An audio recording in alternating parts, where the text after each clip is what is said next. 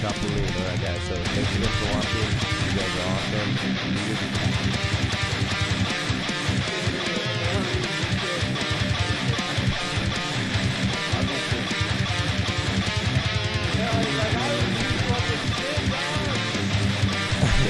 Like you said, I didn't have to relocate. But then you have to scroll down to see other people like, oh, this is really bad. And you know it. Where do you have a grandkid? And you're like,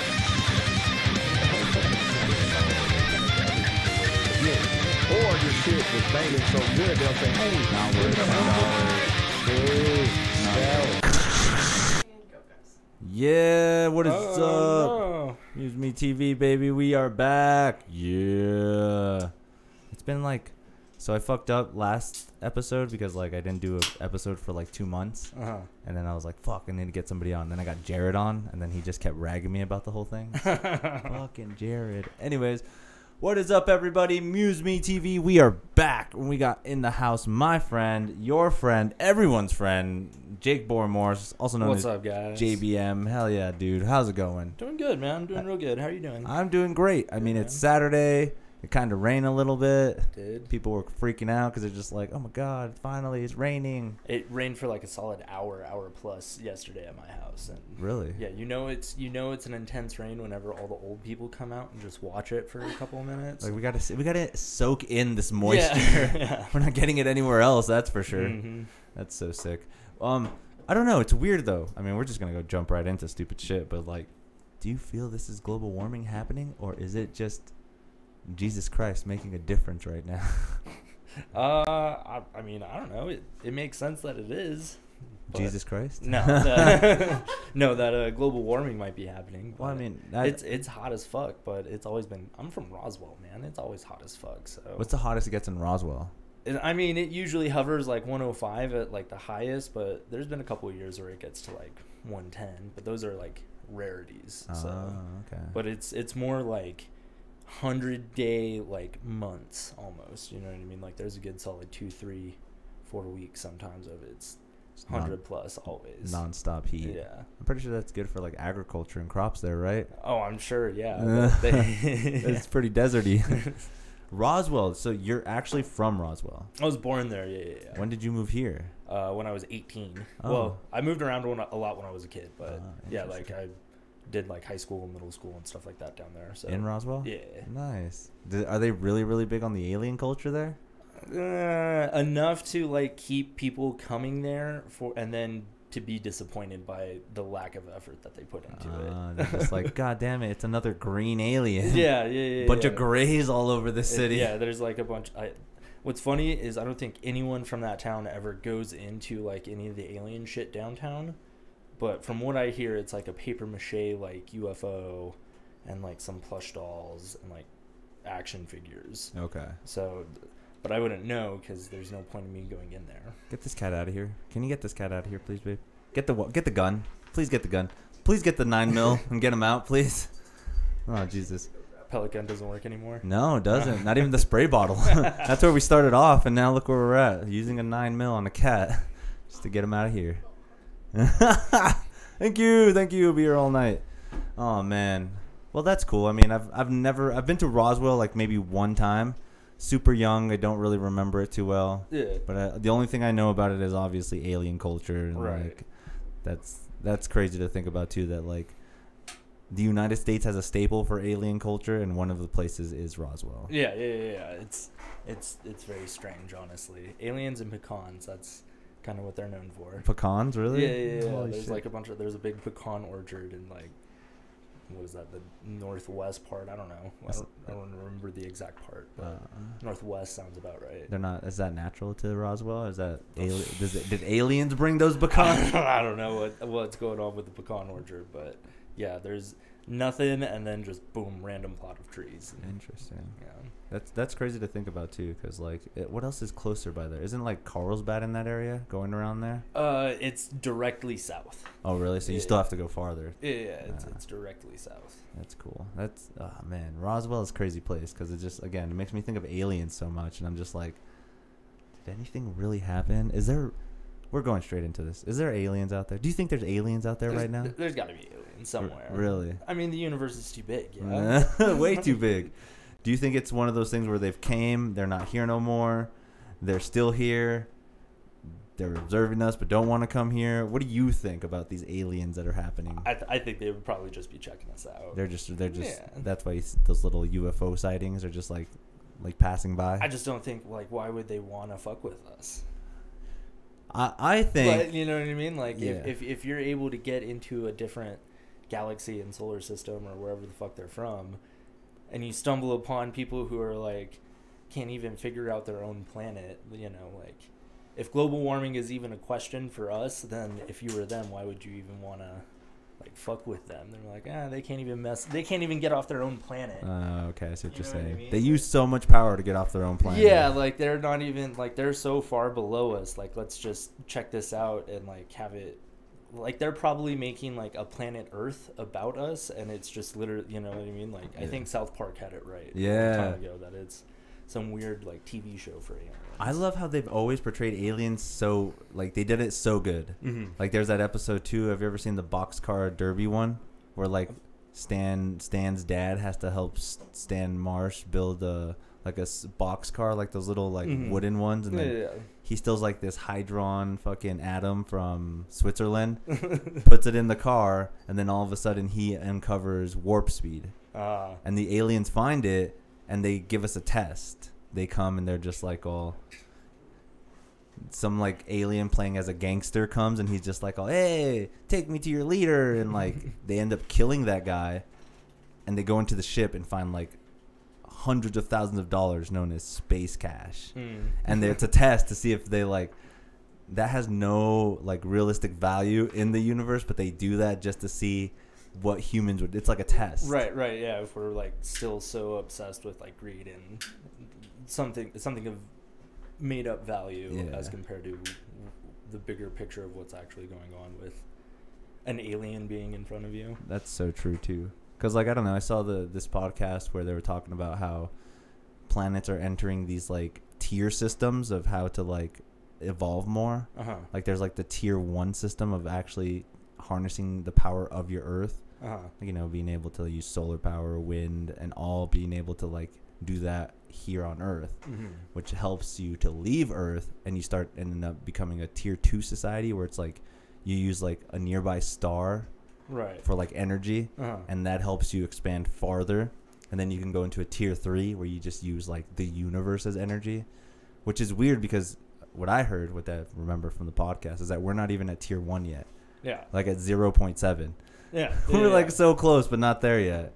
Well, yeah, because I mean, if we're still like having to drill into the Earth and not, you know what I mean, like I was always taught that those were, it was what, sustainable and unsustainable resources, right? Yeah. And so it's like, if we haven't figured out how to do the sustainable thing, then we are obviously unsustainable, and we haven't figured out how to fully evolve then, right? That makes sense. I feel like, I don't know though, if we're like have been contacted or are gonna get contacted by aliens, do you think it's gonna be the same scenario like us humans? Kind of like when the Spaniards ended up coming to the New World and they just raped and pillaged everybody and it just destroyed everything because they knew a sophisticated knowledge other than like the Native Americans and stuff. Nah, I mean, maybe. Fuck, I don't know. That's what's scary. Yeah, of course, that's the scary thing. But also, why would, you know, if that's the case, they either haven't found us or they're waiting for the opportune time, right? Interesting. So, like, if they have, like, if aliens are around and they wanted to take over us, once again, I feel like they would have just already taken over us. You don't think they're, like, freaked out because, like, every one of us has an AR or something? No. They're just, like... Once again, if you can get into from your galaxy to my galaxy, I don't think the primitive weaponry that has a finite amount of ammo will scare the thing that can break our physics, you know? Interesting. That might make sense. It does. Like, I mean, who knows what their, like, muscle tissues and the way their body is, like, what if a bullet just goes straight through them? Well, and also they're so thin, you know what I mean? Well, that's just an assumption. That's just an assumption. Who knows what they look like? That's true. Because, like, I don't know, you hear those stories where it's like, it's gray aliens or reptilians or, like, even this other thing. You ever heard of the aliens called Pleiadians? Yeah. It's just like Hitler's youth. It's crazy. I'm just like, what is going on here? How is that an alien? I don't know, man. But ancient aliens will make it an alien, that's for sure. Ancient aliens made dragons an alien. They made cowboys alien. They're like, you remember that movie Cowboys and Aliens? That's real. That's real. That's a real life. What if cowboys were in the Midwest? Doc Holliday was never shot in all of his gun battles. What if he had some sort of like force field around him? Alien technology. Yeah, alien technology. Because how did you not get shot back then? That's so funny. I don't know though. That's a topic not for me to really branch into because I don't know. No one ever does, and so it's kind of. I think that's what everyone does now. Is just sort of like, yeah, it'd be fun if this or this or this. Yep, we don't know though, so let's just whatever. Assume, make movies and stuff like that. Yeah. I think though, do you think the government does do this thing called as like desensitization of people? So like there's been like right now we're watching that movie District 9 and there's all these other adaptations of aliens in so many different ways, like Alien, Predator, right. These guys, fucking South Park aliens. Like, what happens when we do see one and we're not as freaked out because we can just be like, oh, I saw that on TV. That's not that bad. I saw it. So it's not like the visual concept from the first view, like seeing something like straight out of the out of ordinary. Right. I don't know. I guess once again, that would be possible. Do you freak out when you like see like a new kind of like bug or something that just flies around and you're just like, wait, what is that? Like, why would I? Oh my God, is it gonna bite me? I mean, no, no, because I'm not traveling that much, and then if I am traveling and I see a new bug, I'm like, oh shit, there's a new bug anyways, and just generally speaking, depending on the size of the bug, I'm always gonna have some sort of reaction of like, get the fuck away from me. It's a bug. It's a bug. Yeah, like it's. Like, if you're big enough to where I feel if you, like, accidentally flew into me and there might be, like, a little welt from just the impact of the bug, then, like, I'm going to be wary of the bug flying around me. You know what I mean? If a little butterfly flies into me, it's nothing. But, like, if, like, what is it? The tarantula wasp? You know what I'm talking about? They fly around here. Okay. Yeah, those, like, yeah, like... If those things fly at you, you just know instantly because they're loud and huge. Like, don't let that thing hit you. Like, yeah, tarantula wasps. Well, I mean, you think you'd be freaked out if you saw like a... Those things are freaky. Yeah. But they look freaky, but they're not deadly, right? No, I don't think they'd kill you, but, like, it would fucking hurt to get stung by one. Okay. So those things, like, if I'm remembering correctly, they go and they will like land on tarantulas and like sting them then, and they either lay their eggs inside of them and then that kills the tarantula, or they sting the tarantula and then they eat the tarantula, because if you're a bug, how else are you gonna get to a tarantula other than just dive bombing? Go to the third row, that one, that bad boy. Let me see that. Damn, it's them going to battle. Yeah. Jesus. But don't you think that's a little alien-like? Like, it injects itself inside of another animal just to spawn its offspring? Oh, we can get into natural aliens. Like there's fungus that, like, that will, like, make, like, ants, like, go to the highest leaf and then, like, spew out of their head.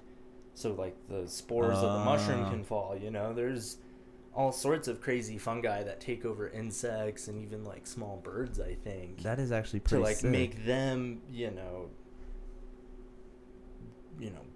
reproduce it within its ecosystem. Well, there is the fact that most like plant life and like the microbiome like that, they all communicate with each other. Yeah. Right? Like if a plant neighboring is just like, hey, I'm dying, it's sending messages to the next plant, which is like, you better be ready for this. I don't know if it'll survive it or not, but at least it's getting that message right away. I've heard that trees will communicate. So if you have like with fungi that's on top of their roots, so if there's like a tree who survives well in dry climate and you're going through like a really long wet season, then the trees that survive well in the wet season will start to send nutrients through this fungi to this dry tree. Oh. And then whenever it's really dry and the other tree that survives well in that climate is thriving, it will send some of its nutrients over to the ones that are struggling because they need more of a wet climate. Interesting. Yeah. And that makes sense in the sense of like humans too. When you like kind of see a distress most of the time, you kind of like the guy on the side of the road who's just like, doesn't know how to change his tire. So one of the plants is going to stop and be like, hey, I'll help you out, man. And that's kind of that same aspect, I think, is like when we think about it, it's like not every plant or not every organism probably has enough energy or like sustainability to like bring it back up, but one of the neighboring ones will. Like we can help you out here, buddy, but I mean, right, these like little clovers aren't gonna do shit for you, unfortunately. Yeah, but I feel like in the plant life there's always like some sort of give and take, though, you know what I mean? Like if a plant is giving more energy to another plant, or is telling them like, hey, look out for the locusts that are coming towards you or something, okay, then those plants know that the other plant will eventually return the favor. And whereas like humans, there's like a lot of skepticism in one another, so okay, I feel like that would be the difference, the difference between that. God damn, I wish we were more like plants, dude. I wouldn't be so weary about like helping the guy with a flat tire and be like, does this guy have a gun? Is this guy gonna rob me if I show him that I have a Tesla right now? What's that? The Book of Eli forever like fucked with me with trying. Like I used to be such a wholesome young man. I'd be willing to help people, and then I saw Book of Eli at the very beginning. Whenever he goes and tries to help that chick, and then the other people like stop and swarm him. I'm like, oh shit, that's a thing that could happen. Oh, like, dude, I could have just imagined. You know what I mean? And so now, after that, I was just ruined. Well, I mean, yeah, I guess you get better to learn from a movie than life experience, I guess. Like, that's, dude. I've never been mugged in that particular fashion. So. But now you have that worry that it might happen. Well, who's to say that I've never been mugged in that way because I have that worrying thought. That makes sense too. You know what I mean? You're just like I said, I try to be a helpful guy.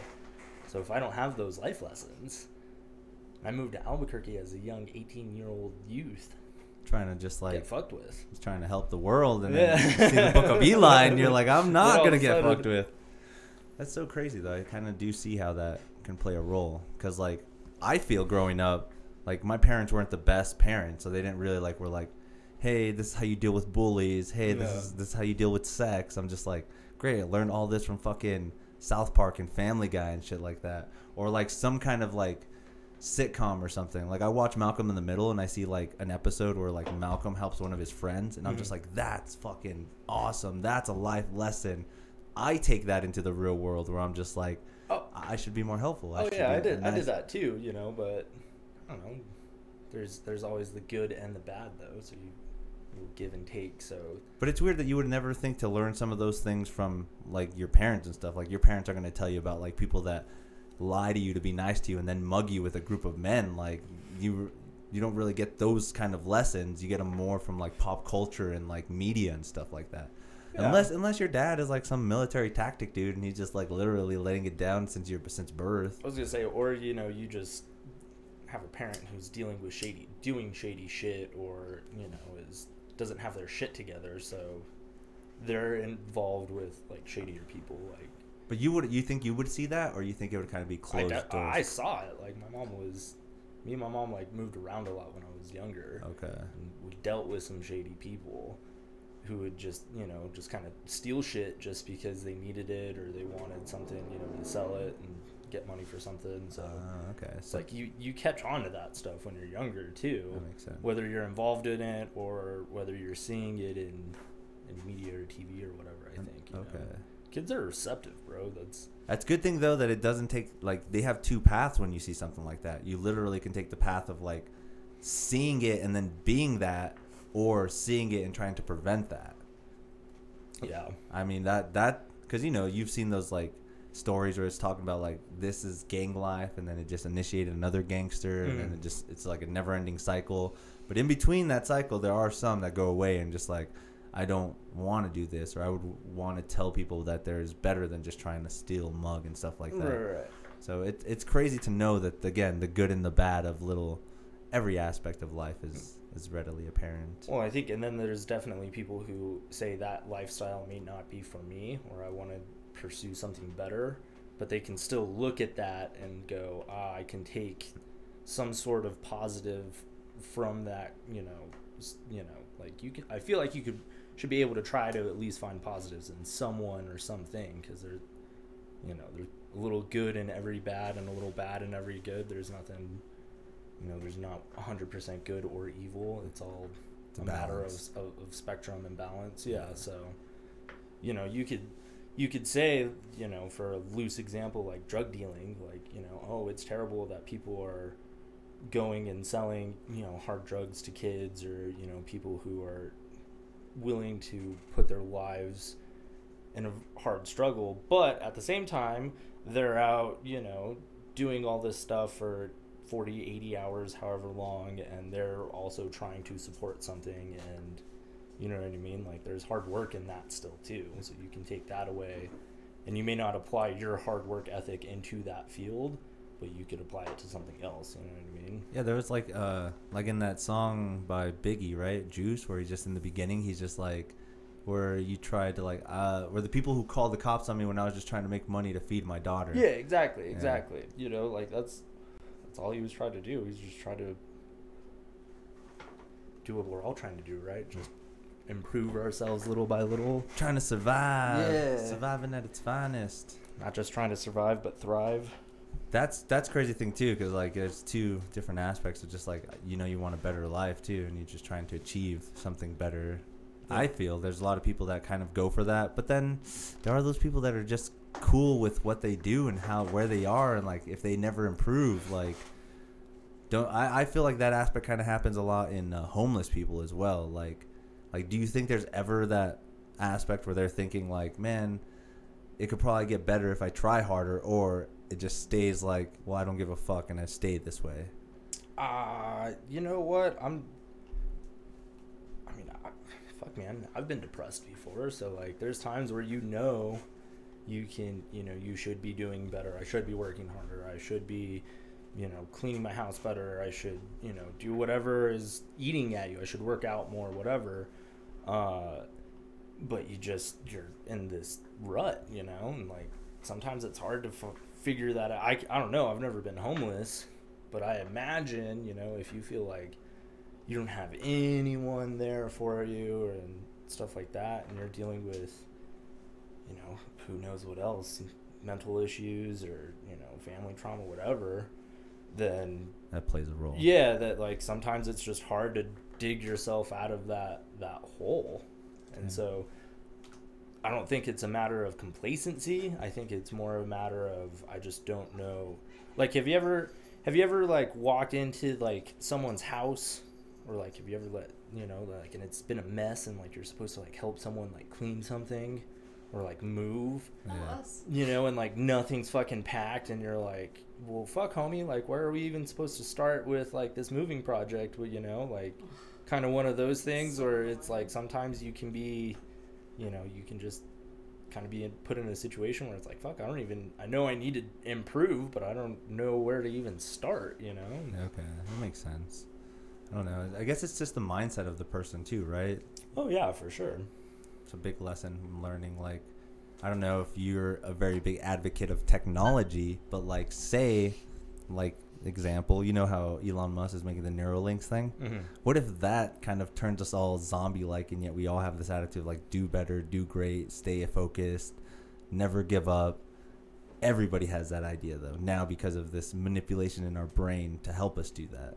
So the question with that is the manipulation because we as a society just decided as a whole, like, this is what's good? Or is it because Elon Musk is like, hey, I can put this thing in everyone's brains, and then... Well, I think after he puts it in our brain... And then if that's the case, then who's to say we're not just doing Elon Musk bidding? Well, once it gets put in our brain, that's where the aspect of the human will start to understand more of, like, social problems and the dilemmas and stuff. Like, one of the biggest examples that I feel is that, like, me and you have the same ideas and we could think the same way in certain things. Mm-hmm. But, like, say for whatever aspect you have, like, say... you know, like you watch something or you like see something on TV and you explain it. You tell me everything how you feel about it, but I technically still don't know how you feel.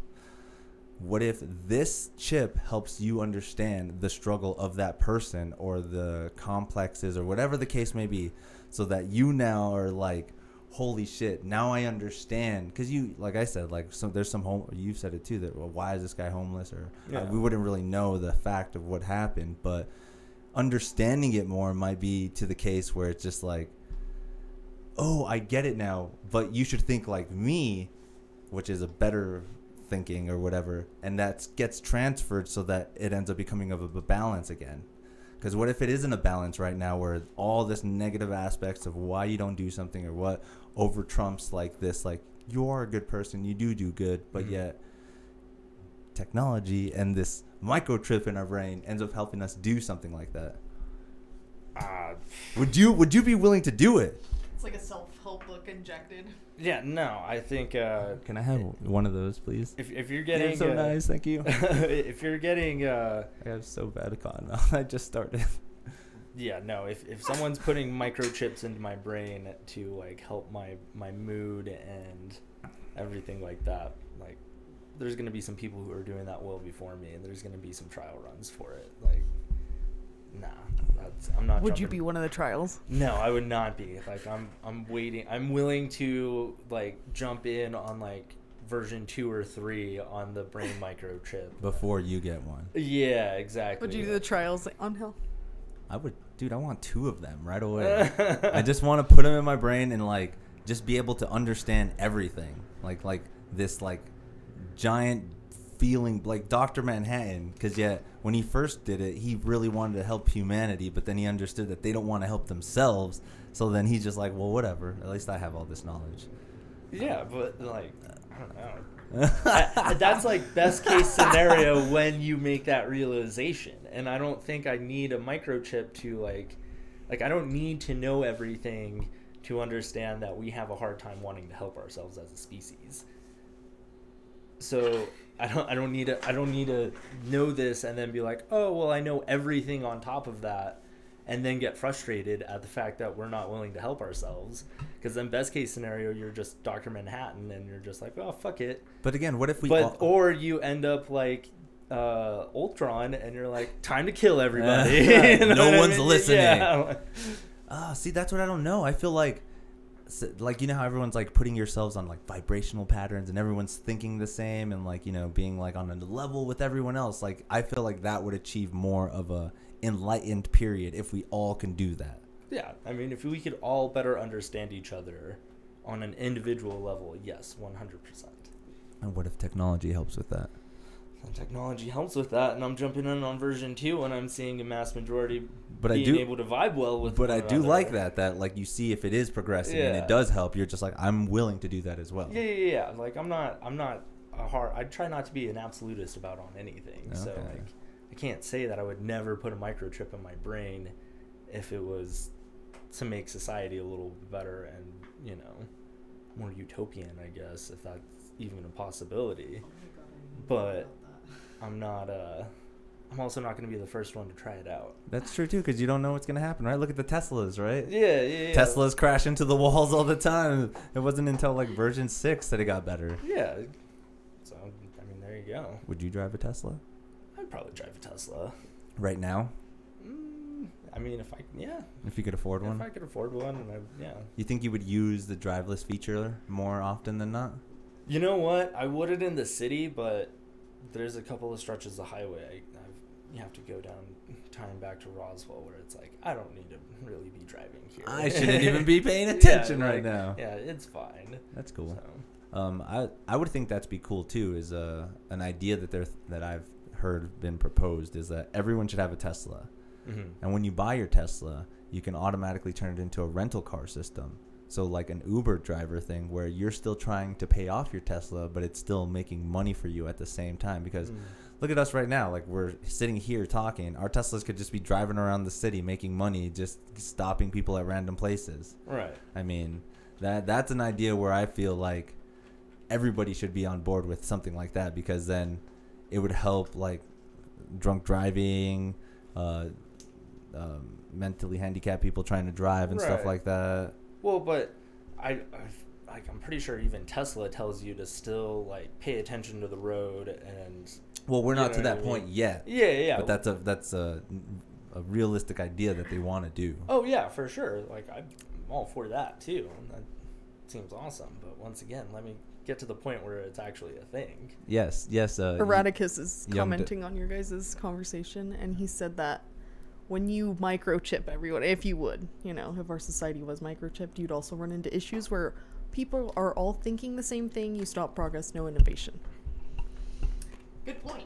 What if you can already invent everything so that we do end up becoming to this tier higher society? Because we're not even at tier 1 yet. So imagine if we ended up becoming to tier 3 and understanding everything about the universe. Yeah, but I don't think that's what they're like. When you say everything about the universe, that's how to get energy and stuff out of it. Shout out Radicus. Thank you for joining. You're awesome.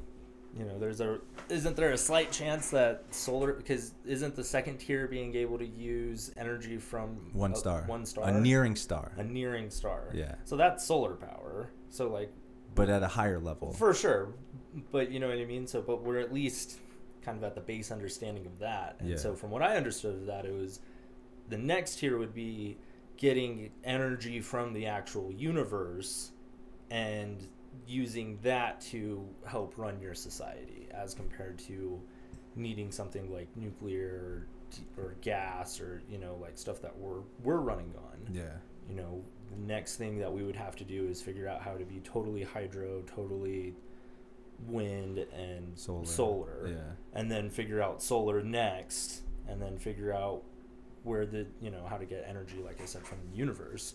It isn't a consciousness of everyone doing the same thing, like, you know what I mean? It's not a human consciousness question. It's a how to make society run question. That makes sense. Like the fuel of it. But and then that's what I hate when I think too much about like science and stuff. But then what is really actually matter and what we are in general? Because like if I think about it when I talk and I'm just like, hey, what really is the difference between this microphone and me? I know it's like the way that protons and atoms and stuff are arranged differently and how they build blocks of different chemicals and stuff. Mm-hmm. But to the beginning core process of it, it is just these basic atoms and neutrons. Like, what's not to say we understand those to the point where it's just like mind-blowing to where we can create things out of nothing or just make things out of anything, because we already kind of understand it, and we know that it's like breakable down. Like we know how to like break down this microphone so you can try to get the best chemicals from the beginning starts of it. Right. I mean, I don't think we know how to get like it totally to the core of like atoms and stuff. Not that I know, but where in us are we not there yet? Like, are we just so stupid that we're getting like mind blocked by this like greater consciousness of evil, or is it like we're not enlightened because of time? Is time play a factor in something like this? I mean, I don't know. I always blow myself away when I start thinking way too much about this fucking bullshit. No, I do too. I mean, I would assume that that's a time thing, right? Like we just haven't had enough time to figure this stuff out. And if at some point we did figure it out and we lost it, then we regressed. But in thinking, we just haven't had enough time to start to really understand this. And I think you always have to learn from your mistakes too, right? So you know, who's to say this isn't like phase 1 of like, oh shit, we're not doing this correctly. Now we need to do a drastic turn, and then we figure out, a better energy solution, for example, because that seems to be kind of what we're on. See, I think that I hate that I'm not smart enough to know this, but like, do like animals and like insects and stuff feel time the same way that we do? See, that's what blows me away too. Is like an ant colony probably strives and does way more in their life and does all kinds of these amazing things, but do they really think about it in the hours and seconds and like we do? Like, what if a lifetime to them is 100 million years, but they literally only lived in ours for a week or two? Right. So that kind of like dogs and like the 7-year thing. Right? Yeah, exactly. Yeah. Dude, I don't know. See, because then that means that they have advanced in themselves so much, and they'll advance faster because they keep going through their spans of time way more than what we do. Yeah. And I don't know if that's like, I don't even know if ants really do that or not. So. I don't know, man. The ideas of stoners. Yeah. Who's to say that there isn't a planet somewhere out there that is rotating around it, like has all the same, like, is just like Earth, you know, and has like little humanoids running around on it, but is spinning faster around its sun. Yeah. So then they're more advanced because they're spinning fast. You know what I mean? Kind of like the same thing with the ants. It's like they perceive their time in a certain way, so they're advanced further. But to us, I don't know. Because thoughts of stoners, I guess. I've seen that in like science fiction films as well too. Yeah, there's a Matt Damon movie that does that, right? The one with not only Matt Damon but on Futurama as well. Remember Bender gets that civilization on his ass? Yeah. That's kind of the same thing too. I saw that show on Netflix, Love, Hate, and Robots or whatever. They have that same thing where like they open the freezer and there's like a civilization in there, but it expands of time goes so fast compared to like they go through one day, but yet the humans went through like in the freezer went through like thousands of years. Right. It's like Rick and Morty did a thing about this too with the Rick's spaceship's motor. The battery. Yeah, the battery. Yeah. They have to go into the battery, and then they go into that world's battery, and then the other one, and then the dude dies, and so then they just spend like years in that little area or weeks or whatever, and then they keep cutting to summer, and it's, you know, like one little like couple seconds, you know, she gets mugged, and then she has to wait for the cops to come, and then she has to wait for the military to come, and like by the time that Rick and Morty are done doing all this different shit, it's, you know, 30 minutes or whatever, and so much has gone on in that. Yeah, I don't know, that's one of the things that always blows me away. Yes. Do you want to know about the dog's memory and its concept of time? Yes. Tell us. What does it say? Do you want to read it? Jesus Christ, I don't want to read all this. Research on how dogs perceive time. It's basically telling you that they've done a lot of studies more on rodents. And the conclusion was they're stuck in time because they can't go backwards and forward in time because they don't have memories when humans can willfully go back in time. So... But then, if they don't have memories, how do they remember certain things? I was gonna say, my dog like knows different people and different places in like Roswell. Okay, humans can consciously and willfully think back to specific memories and anticipate events. When animals smell things that they're familiar with, they can recall. See, but when they see things that they know, they can now recall. But if they're sitting in your living room, they can't just willfully recall that specific moment in their life. Like one of their other senses is what makes them remember things. So the memory. Like when your dog's dreaming and it's like running, what is it? Yeah, that's crazy too. You know what I mean? Because it has to be remembering something, but it's just in my apartment. Because BB-8 does that a lot too. Yeah. She like does this weird like noise, and it's like that's when you know she's dreaming compared to like whimpering or something like that. Yeah. But that's that same thing is like what is going on in their head. Yeah. But that's what's cool too is like all these animals and stuff. Like I said, Neuralinks. We don't know how they think, but what if we end up finding out because of this? Like, oh man. So you know what? I would be more interested in signing up for a Neuralink if it meant I could like Dr. Dolittle than humans. I would Dr. Dolittle Neuralink before I would human Neuralink. See, but that's a possibility. I think. I feel hopefully it could be something we can understand because. Yeah. Look at how the different senses of the animals work. Like a cat's eyes are like fucking amazing, and their smell and the dog's smell are really, really good. Like, imagine it's just something that's triggered in our brain to make us be able to do that, and then we can actually sense the things they sense or smell or like see, because like, you know, the spectrum of light is so big. Like, you know, right. They go from X-rays to gamma rays and all this stuff, but yet we only see one aspect of it when there's so much going on around us right now. Right. And that, like, compared to an owl or a reptile, they see something different. And that's what's cool to me is, like, what if it's something where it's, like, awesome? Or, like, bats with, like, sonar, you know what I mean? Yeah. Be able to make, like, a click or a noise and be able to, like, hear or see your environment through the sound waves. Well, you kind of seen that in that movie with Ray Charles and Jamie Foxx. You know how he uses his foot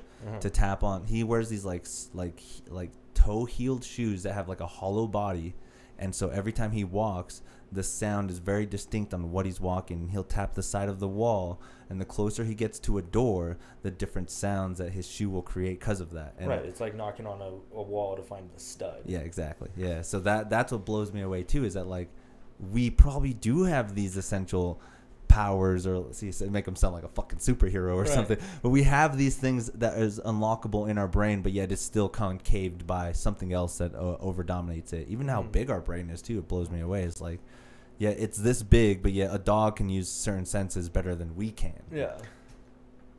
Okay, back to dogs dreaming. They said they don't know what they're dreaming about, obviously, but it says the activation that happens at night for dogs does help them consolidate memories and learn new things. So sleep is just as important for dogs as it is for people.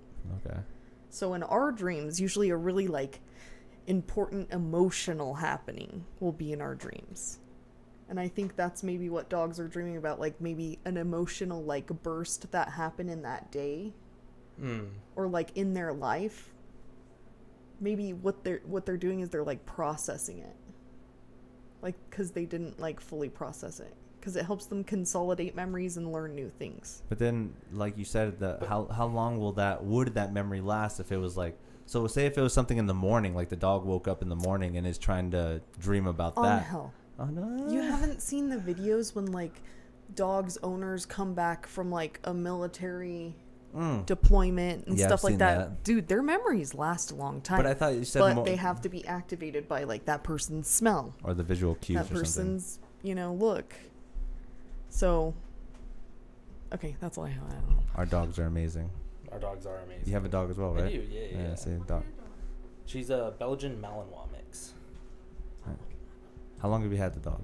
She's I've had her for 8 years now. Nice. Yeah. It's good dog. Yeah, she's an awesome dog. I love her to death. It's Foxy. Malinois. MAILNOIS. Malinois, I think. And you said a mix, right? Yeah, she's not. I don't think she's a purebred Malinois, but she does have more of the features of that dog. Yeah. Nice. I love those ears. Yeah, so my dog has floppy ears. Yeah. She's got the little Labrador ears that flop down, but she's got the black snout, and she's got the black streak down her tail. And the furry coat like that? She's not really that furry. She's a lot shorter haired, but she's got a very similar coloring to it. Interesting. Nice. Did you get her in pup and everything? I got her when she was 7 months, actually, from Nice. the Humane Society. Nice. Yeah.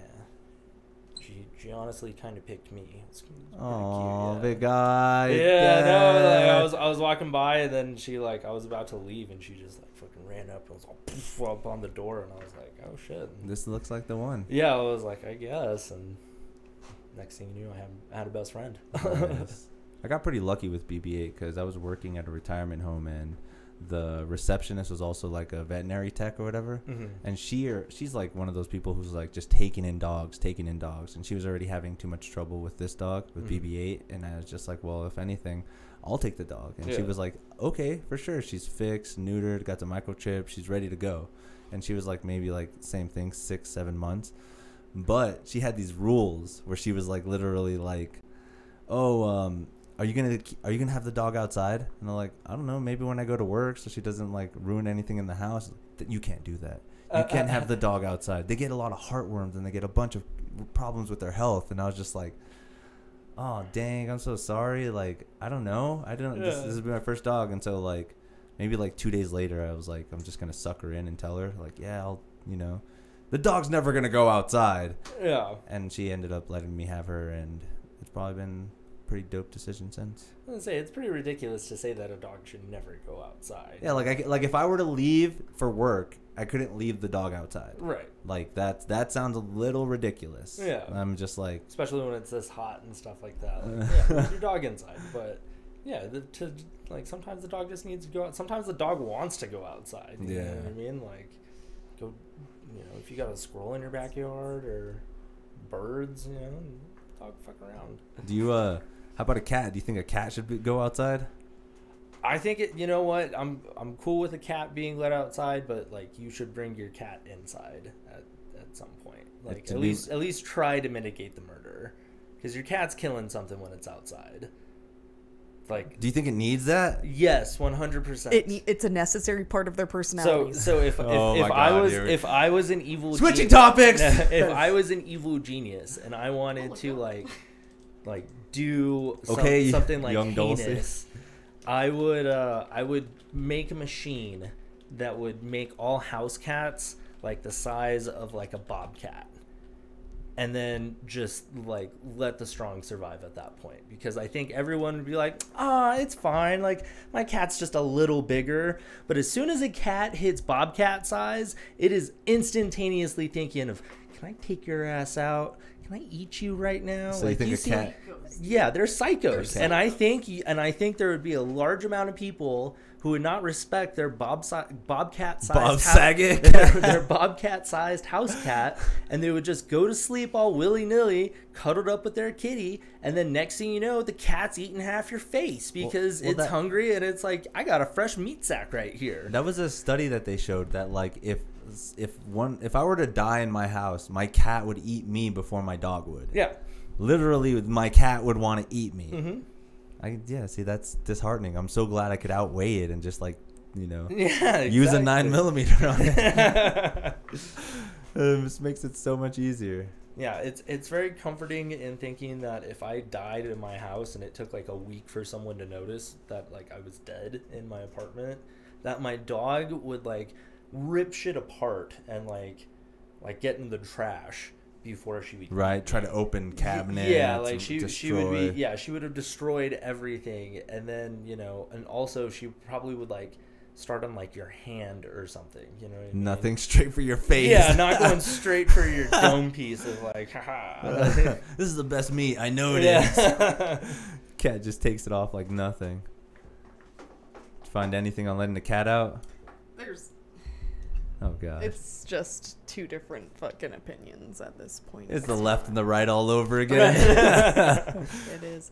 Well, one person, and I think this was a website, maybe a veterinarian. Check the website. What's the website? Credible. Check the website. Put it through checkwebsite.com. It's a humane society, actually. Oh, damn it. I can't trust them. But they say that if you play with your cat regularly, it dampers their, it's called a stalking instinct. That's what they like to exercise when they go outside. Right. Yeah, so there's just two different opinions. One like group of people say yes, they need to be outside because it obviously looks like they're happier and healthier outside because of the exercise specifically. What if they get heartworms? And just so everyone knows, this isn't a sound effect right now. This is actually happening outside. So okay. So with heartworms, you can actually get medication to like give them every month so they don't get heartworms even if they do ingest heartworms. So that can be taken care of. Okay, makes sense. We're learning about more cat health, people. Cat health and dog health. Yeah, if you guys want an animal, make sure to watch this podcast. You'll learn a lot about your animal. I don't know. My opinion's they need to be outside, honestly. And my opinion is that they aren't. They shouldn't. Yeah. They're house cats. Crazy. It's a house cat for a reason. Like, bring it in at night. Coyotes and stuff. But that makes... You don't have to let your cat outside. See, I would want it to be like my dog. Like, my dog lets me know when she wants to go out. My dog wants to let me know when she comes in. I don't want it to be like, I let the cat out, and then all of a sudden I don't know where the cat's at for a few days. Right. And then it comes back. Yeah. Like, it'd have to be more of a controlled... Like, I know that it's not going to just... climb up a tree and jump the fence or something. Dude, I had a homie who had his cat would follow him. What? Like he lived in an apartment complex, and like in the apartment complex there was like the washer and like dryer room, the washing room, and like his cat ever since it was a kitten would I don't know how he figured it out, or if the cat just decided it wanted to or what, but he could walk out of that apartment and have the cat right behind him. The cat would like kind of run around a little bit, but like as soon as he went into the laundry room, the cat was in the laundry room, and then as soon as he went back to his apartment, the cat would like walk into his apartment with him. The cat would follow him around the little apartment complex. It's That's crazy. actually pretty cool. Yeah, like if more cats could do that, I'd be way more of a cat person.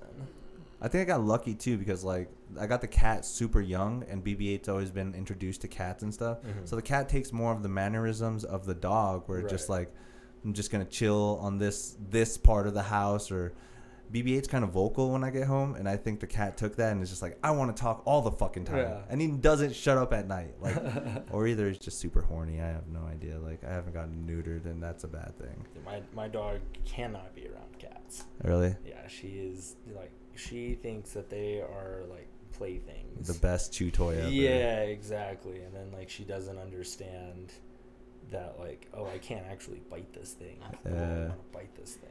I got super lucky that BB-8 was like that. She was actually a really like well-tamed dog in that sense. Yeah. Really... I think the next time I go like the pet route, like, you know, the inevitability of when my dog dies, you know, down the road, which will happen. Yeah, which sadly will happen. Yeah. But I think the next time I go like the pet route, I think I want to get a little kitten, and then like once the kitten gets a little bit bigger, you know, like has a couple months to hang around the home domain, then get a puppy. Okay. And introduce the puppy via the cat. So then when the puppy is growing up, it's always used to a cat. Interesting. And then it won't have that inclination to chase things. You don't... that's crazy, though. You don't think the cat would already see the puppy as a danger? No, because you would still get the kitten would still be young. Yeah, like a few like months. A year or two, even not apart. Even a year. You'd think it'd be closer? Yeah, okay. a couple months, and then that way, you know, the dog and the cat are still, the puppy and the kitten are still playful, and they're still kind of curious about things. Okay. But the kitten is still a little bit bigger than the puppy for a while. So the kitten can kind of set the tempo of like, this is how we're gonna play. Like he might start getting a little gnawing, and just cat just like yeah, and then the puppy's like, oh, okay, I get it. I fucked up. Okay, my bad.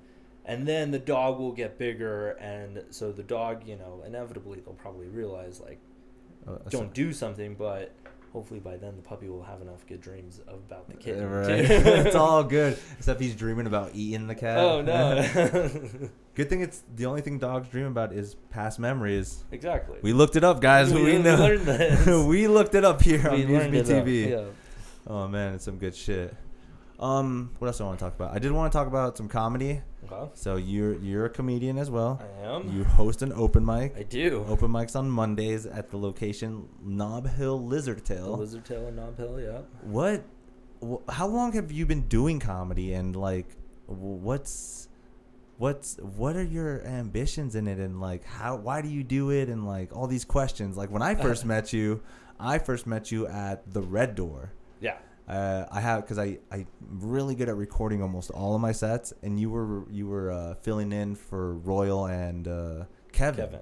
Yeah, and it was so funny because the comment you made to me was like introducing this guy, and like you saw me at one side of the bar, and then you were like, "Oh, where is he at?" And then you saw me, and you're like Nightcrawler. You don't even know where you're gonna appear. Give it up for Angel Lopez. And that was like my first real introduction to you and stuff, and it was cool because I was just like, wow, this guy's nice. I wonder how long he's been doing comedy, like get a little aspect. And then we ended up knowing each other through like mutual friends, right, doing open mics. The garage was a big one. Yeah, so that's what really got see, this is what I love about the comedy scene too, is like everyone kind of had their like class and cliques, but the garage kind of like merged just everything together. If you're a comic at that time and you're doing the garage, we are friends. Yeah, for sure. And that was a lot of us at that time. Yeah. And that's what I feel is so cooler than like you got this guy's like I don't feel like Rusty and like Danger and like Buck are really like, they're our comic friends, but they're not as close as us who were in the garage. Right. And that's kind of crazy to me. It's just like the way that some people developed and how they ended up becoming more of like a cliquey thing and not. And I don't know, like what was your introduction to this scene here, and where did you even start comedy here? What was it like? Yeah. So I started comedy in July of 18. Mm-hmm. So pushing 4 years here pretty soon. Nice. But my very first open mic was Monk's Corner, actually, and I don't even think they were planning on doing it. Who was host? Do you remember? Sam Alvarado was the host, and I don't even think he was like the normal host for that place. Like I think the dude, like, I showed up, and there was another dude already there who was like, yeah, I'm here for an open mic too. And so then the bartender, like, called the host up and was like, yo, we got 2 people here who are trying to do comedy. And then they called Sam, and all of a sudden Zach Abeda and Maverick McWilliams were actually at that open mic too. Okay. And so, and I think that at that point they're probably like a year and a half, maybe 2 years in. I think that's about the time that, I think that's how much time Zach has on me. It's about a year and a half, on me. Okay. So that was my very first one, and the other. How did you do? I did horribly. I was so fucking nervous. Like, I was terrified. How was the crowd? Do you remember any of that? The crowd was 2 people who were buying a growler with their little kid. Mild. and my friend and her 2 friends. And so it was like, I got like sympathy, pity laughs out of it. Look at him up there nervous. Yeah. and then the next one would have been Back Alley. Okay. With that Cuellar and Kevin Baca did. Interesting. That's cool. And that was my second open mic was great because it was a drunk Devin Rivera and a homeless guy and like all the other comics.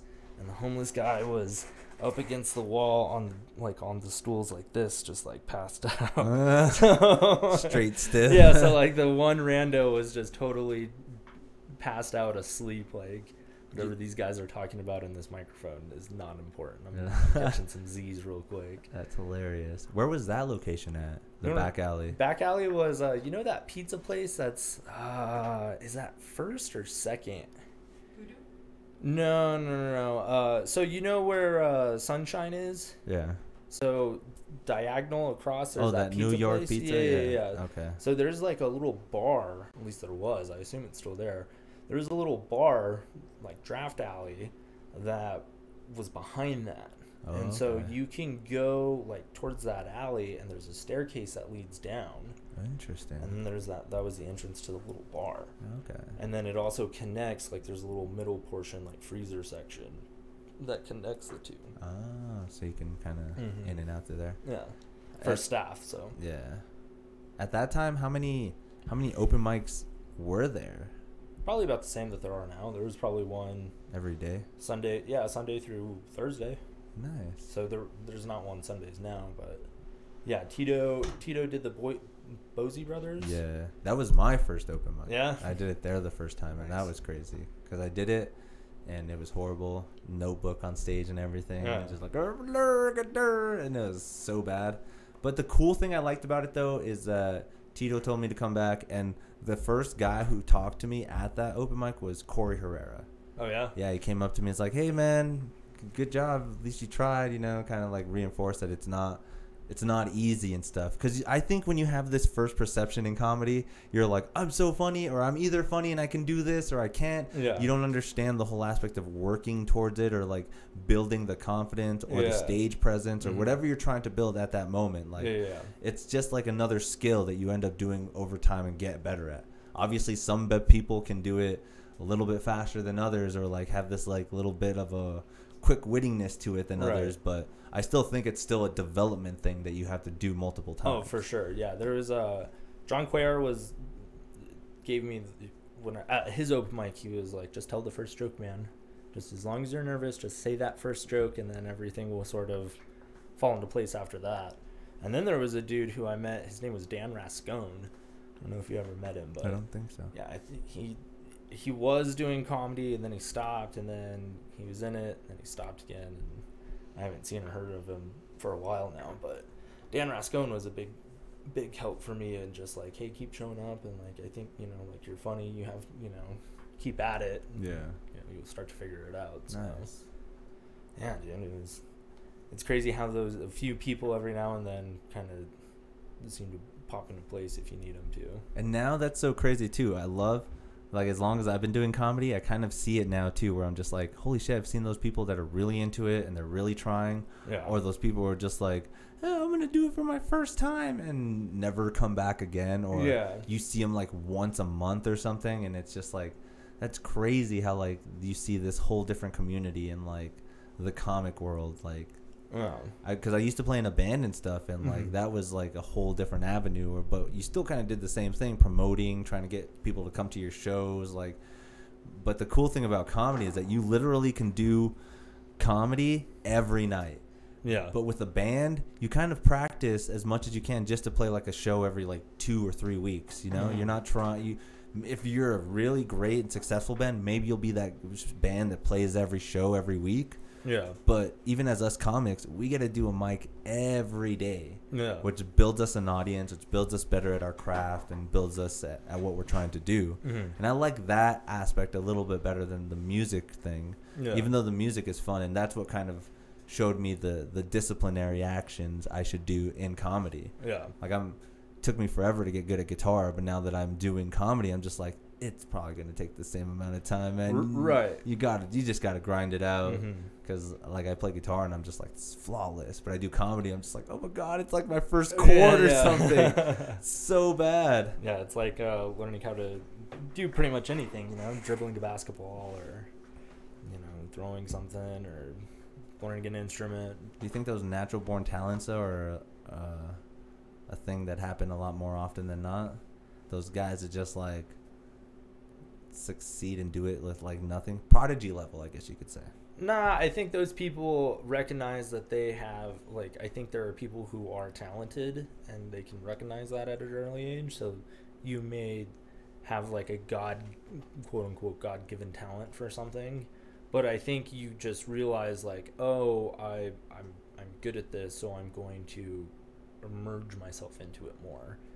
And then just because I think they still put the same amount of time and probably the same amount of effort, but just because they figured out that they were good at it, or it's something that they were really passionate about at a young age, and they could pursue it more, that's what makes them, you know what I mean? Michael Jordan level. Yeah, exactly. You know, like you hear stories about Michael Jordan or Kobe Bryant or Michael Jackson, you know, like these people were all, you know, playing basketball or singing or performing or doing something from a super young age because that's what they wanted to do.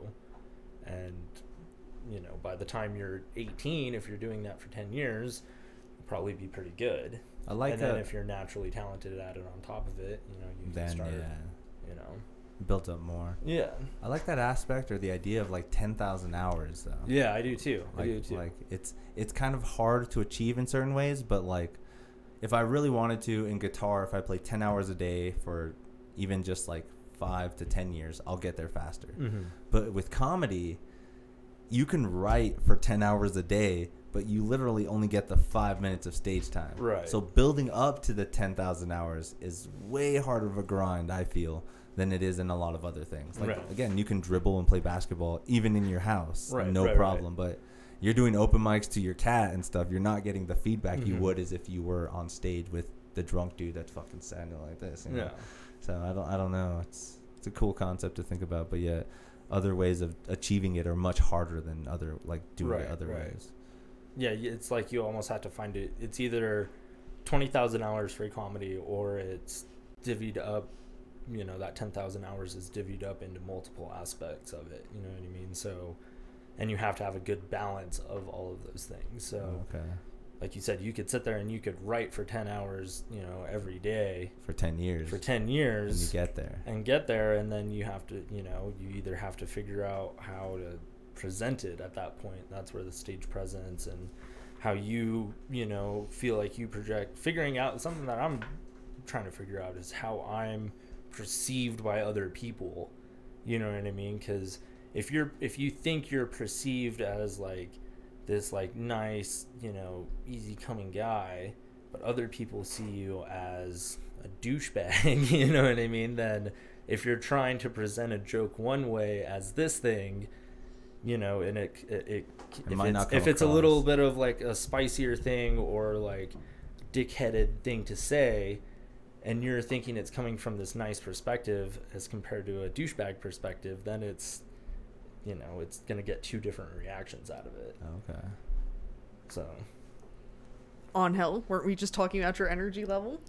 No. And how you're perceived on stage when you don't smoke and you're sober? You know what I'm perceived out on stage? They, them. That's what I'm perceived as.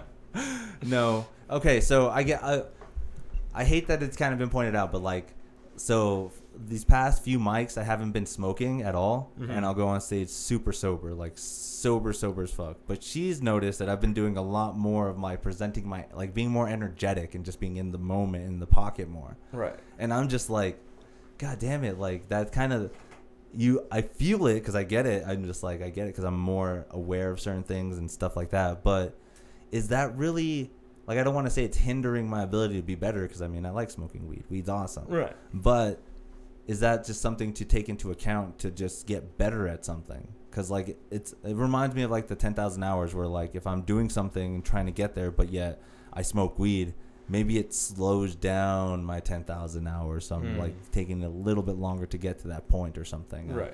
I don't know. But, like, that's one of those things is, like, because I have stopped recently going on stage stone, I've been able to like portray myself more in like an energetic kind of way, and it's been doing pretty good. And now I'm just like, maybe that's something I should take into account doing it all the time. Right. Like I should even start going to open mics and practicing like that too. And like, you know, those aspects where you're just like right before the open mic, everyone's passing a joint and stuff. Yeah, and like, yeah, this is cool. Why not? But so you could either do it that way, or you could say, okay, how can I try to figure out how to bring this energy after I smoke some weed? You know what I mean? I'm so high right now. Like you can either choose to be totally sober, or you can figure out what you like when you're sober and try to apply that to how you would like normally would go on stage. You know what I mean? Yeah. So if you're more energetic and it has a good response, then that's just something else. Because like, you know, when you're on stage, you're thinking about a bunch of different stuff. You're thinking about your next line, you know, pauses, you know, if I gotta laugh, when I gotta laugh, if eye contact, the right inflection on a word, or, you know, whatever. And so if you're realizing like, oh, I need to have a little bit more energy on stage, then that just can be another thing whenever after, you know, get a joint passed to you, take the hit, remember like, okay, I gotta have a certain amount of energy to it, you know, like, if that makes sense. I mean, I get what you're saying. You're kind of like making sure to prepare your mind to how you act no matter how you go on stage. Yeah, because like when you're on stage like that, you know what I mean? That's who you're presenting. And I feel like we're all a little, you know, like I can see you on stage and be like, oh yeah, that's Angel, you know, like I know that guy. I can do that with Tyler or Jared or Rob or whoever. But at the same time, I feel like there's a little bit difference of the person who's on stage as compared to the person who's not on stage. Because especially with joke writing, you kind of have to expand some things occasionally, you know what I mean? So at that point, there's a difference. There is some sort of separation, I think. Interesting. And that's what I love about comedy too, is like comedy is like so, I don't want to say subjective, but like people take it in as a different way and present it in a different way too. Yeah. Like, I mean, I love using William Wheeler as an example. When he first started, the prop comic guy. Yeah. Like that blows me away in itself too, because he was trying to do a form of comedy that's like, is funny if it's done correctly and can be presented in a great way. But then you see somebody like Buck D who says, yeah, I have a few jokes, but everything mostly comes off the cuff. Yeah. And I'm just like, well, what? That's a crazy thought to think about too. Yeah, yeah. But then you hear people like Mark Norman or these joke writers where they're like, I know my punchline and I know each of the tags that go in my punchline and I know the laughs per second I get in a minute doing those jokes. Yeah. And that in itself blows me away too. But who says what's the right way, right? Right. Yeah, it's like that laughs per minute thing. You know, the first question I always had when someone presented that to me, I was like, well, does that mean from when I hit voice record or camera record or whatever, from 0 to 1 minute, I have to have a laugh in there? Okay, and then let's say I get the laugh at 30 seconds.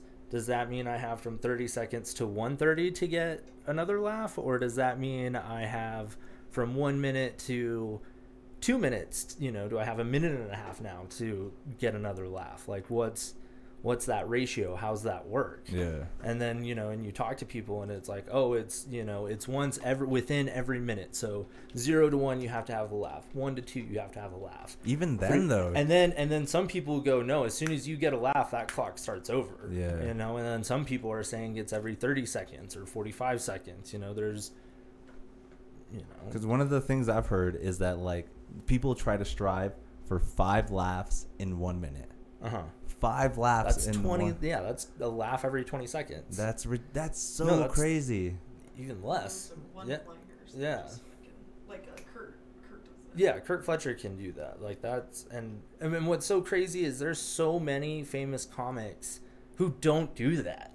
You know what I mean? Like, they're like so yeah, Segura doesn't do that. Kevin Hart doesn't do that. But do you think he still gets, like, see, that's what I love about those guys too, is like they're telling a story, right? And within that story, they get little chuckles. Yeah, the like tagline hits, or like it's not the punchline to the joke, but it's still building up to it. And I don't want to say they're actually the type of people that are like counting that stuff, but the experts that do are like, this is where that's at. That's why it's working. That's why he does have his 5 per minute, but they're like this scattered everywhere. And I heard it also gets divided into the whole time you do.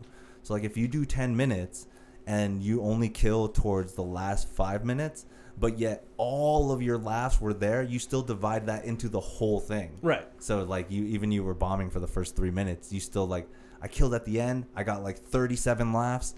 Divide that by 10, then that means I got technically 27 laughs every 2 minutes or something. Right, and that was my question. You know, whenever I was first starting, when I first started, it was Troy. Troy was always the one who was on top. Troy, what are you doing telling us this shit, dude? My ass about this. He said, laugh every minute, laugh every minute, laugh every minute. I was like, bro, well, like what? And like you just said, like if it means that I can get 30 laughs in the last 2 minutes, you know, or however long, or last half of my set or whatever, and it's divided and that works, then like it doesn't matter. Like, so basically it's all about the perspective of what you mean by that. Yeah, see, you know, and that's totally based off of the comic, you know what I mean? Because there's a lot of people who can be storytellers, you know, like you said, and they can have little things about it. And I've even kind of noticed that, like, starting to re-listen to my stuff, it's like I can be too wordy sometimes. Okay. And I can get there, but it would be nicer if I could figure out little things in between to like help get to the big one. The build up. Yeah, the build up of it. Yeah. But at the same time, if we're going by the thing a minute, I'm getting that with the after the build up. Yeah, exactly. So comedytradeschool.com. Oh my god. Damn it! Are they trying to sell me a book? Is this it's actually like you go to classes. $10.99. I wouldn't. Would you ever go to a comedy class? ITT Tech of comedy. Yeah. I would definitely go to a comedy class. What would it hurt by knowing more about comedy? If I would go to a comedy class, it would have to be more like of an improv thing. Yeah. I wouldn't do somebody that does. I do a stand-up class about stand-up, where like. There's so many examples and so many stuff you can see online, but doing an improv thing, you actually, I think, get to work towards being a crowd worker, like working the crowd. Well, yeah, and like I feel like if you have a really strong improv, you can almost always, like, you should have 3 minutes if you're a good improver. You know what I mean? If you can just improv off your ass, like Tito Demeron's a great example of this. Yeah, Tito can pretty much walk into any open mic or show, and I feel like have 3 hilarious minutes at bare minimum. Because I've seen him because he's so good at improv and like knowing how to do Tito shit, you know. And it's like, okay, like, haha, you're hilarious, and that is what improv, I think, is why I would do an improv class, is just to figure out how to do that and think in between it. Yeah. Okay, what does this comedy website have to say? So to be a professional stand-up, you need a set that consistently gets 4 to 6 laughs per minute.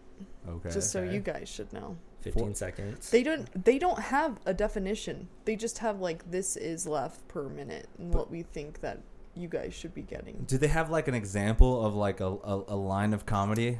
No. No? Okay, I see that. Yeah, that would help tremendously. I mean, honestly, if we want to look at this from a comedy perspective, this entire like page of words that I'm reading has no jokes in it, and I'm like, what are you even selling here? Aren't you a comedy trade school? This should be like the most hilarious thing I've ever read. There should be like examples of it at that point. That's and maybe, true. The quote from the book or something. Yeah, well, and I would say maybe that's comics being like, no, I don't do my material, but like people who are doing our sets and stuff are recycling that. Like if you're a professional stand-up comic, you're recycling your material, or you're not recycling your material, you know, you're making a new hour or a new 30 minutes or a new 45. Or you improv with this, like, because I have jokes where it's just like, oh, I'm not going to say this last tagline, but I'll say this instead because I know the crowd that I'm at or something. Yeah. And that's still kind of like almost two different jokes at that sense because I know that joke wouldn't work with other people, but just change one word of it for, like, you know, the convention or anime nerds, and then that's where it's gonna hit. And that's kind of what I've learned too with some of the stuff that I've been doing is just like, it's just like a few words of a different, or don't even say some of the things sometimes too. Like you said, sometimes less is more. Yeah. And it's just like, that blows me away to think that, like, if I say a joke, I shouldn't jump into the next joke. I should just like maybe give them the pause and then just be like, you know, some kind of gesture or something, and that's not even any words, but them giving them the time to think of the last joke that I just said, and to give it the real validation if it's funny or not. Right. Because I've had that happen to me now where I know some of my jokes is like, I have to kind of give them time to think about that joke, because if I go into the next joke, I'm going to ruin that whole joke, and it's going to start a downward spiral, and they'll be like, oh, well, that first joke wasn't even funny. I was like, oh, it was hilarious. Yeah. But you needed those few seconds for me to stop, you think about it, start laughing, and then we go on, which is kind of crazy. It blows me away. I love it. Yeah, it's one of the, one thing that I love about comedy too is figuring out those weird little timing drops for things and inflections on words, you know, or even a different use of word, you know, like there's certain sounds, you know, like a hard chuss sound or whatever elicits responses out of people in different ways too. Okay. So it's, you know, like it's not only the timing, but the certain words you use, when you use them, inflection on words and stuff like that. It's crazy. Nice. So what do you think about joke stealing? I'm glad that you brought that up because we're going to talk about it. About joke stealing? Yeah. I don't think you should steal jokes. Do you think it's Go ahead. Do you think it's like something that happens, like, because you know the idea of parallel thinking, right? Yeah. So like, you know, jokes kind of have the same idea and stuff like that. But do you think even professionals at a professional level might steal jokes? See, so I've heard, I don't know, I haven't gone to Denver or Phoenix or any of these big cities yet, but from everyone that I've talked to who has, it's like they tell me like it's an inevitability that there is going to be a subject matter that you make jokes about that someone else is going to make jokes about. Like, you know what I mean? Because there's only, you know, there's only so many ways you can see and think, and comedy is such a growing thing where there's so many people trying to do it.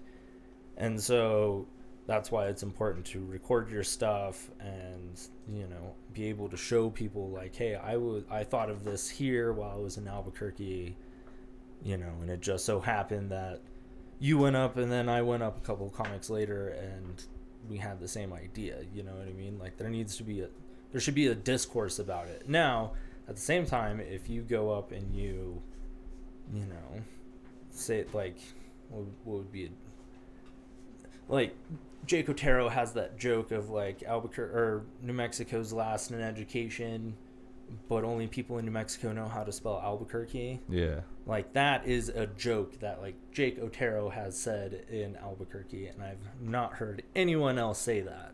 Okay. So like if me or you or anyone else all of a sudden, you know, at like the Revel show or in their set at Dry Heat said that joke, it would be like, yo, what the fuck? That's Jake Otero's joke.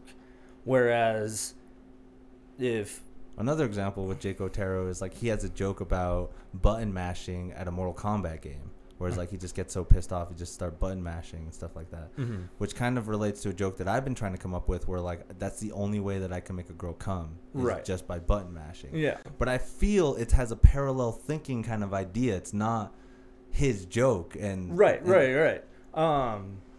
There was a joke I used to do before the pandemic, and it was about like having sex with an older woman, and how older women are like a video game tutorial. They'll tell you exactly what you need to do. Left, down, right, B. Oh, yeah. Okay. Yeah. And I was saying that before the pandemic. It was, I was a young comic. Super proud of it. Steph has a joke. The jacking off. The jacking off on the arm thing. And I want to do a joke where I turn on a girl doing that move with my penis. Right. And so my whole joke was like, because I was doing like the comparisons of like an older woman and a younger woman. And it's like with some girls, you get to left, down, and she's hooked. It was a very bad joke, like I said. And Steph says it better, so I've kind of abandoned it. But as soon as I saw Steph do that, I was like, well, fuck. Like, I can't, like, I didn't even feel comfortable trying to do that joke. But that's what's anymore. crazy, though, is that, like, just because of that gaming tag, the insignia of the Konami code, yeah, that's a totally different joke. Right. Like, his joke is about jacking off. Right. Your joke is about women. Yeah, but it is on that parallel realm of thinking. I could see that. And so, like, I don't know. It was a bad joke already, in my opinion. Like, it was something that I was like, if I'm going to come back to this, like, I'm going to rewrite this out and, like, rethink it. So that was that, like, but it was also along the lines of, like, well, even if I was going to try to bring this out, I need to kind of rethink it just out of the respect of the person who I've heard say it already, you know? Makes sense. So I bring up joke stealing because I recently come across a video where you happen to know a comedian by the name of Mark Norman, right? Yes. Amazing. He's like the GOAT. I love Mark Norman. But I recently found a video that shows where a comic does a joke very similar to Mark Norman's joke, but is, I think, 2 years older in the time that it was shown. Like you said, he recorded it, showed it in New York, doing that joke in 2018. But Mark Norman releases a special in 2022, and it was on Netflix, and it's almost exactly the same joke. Okay.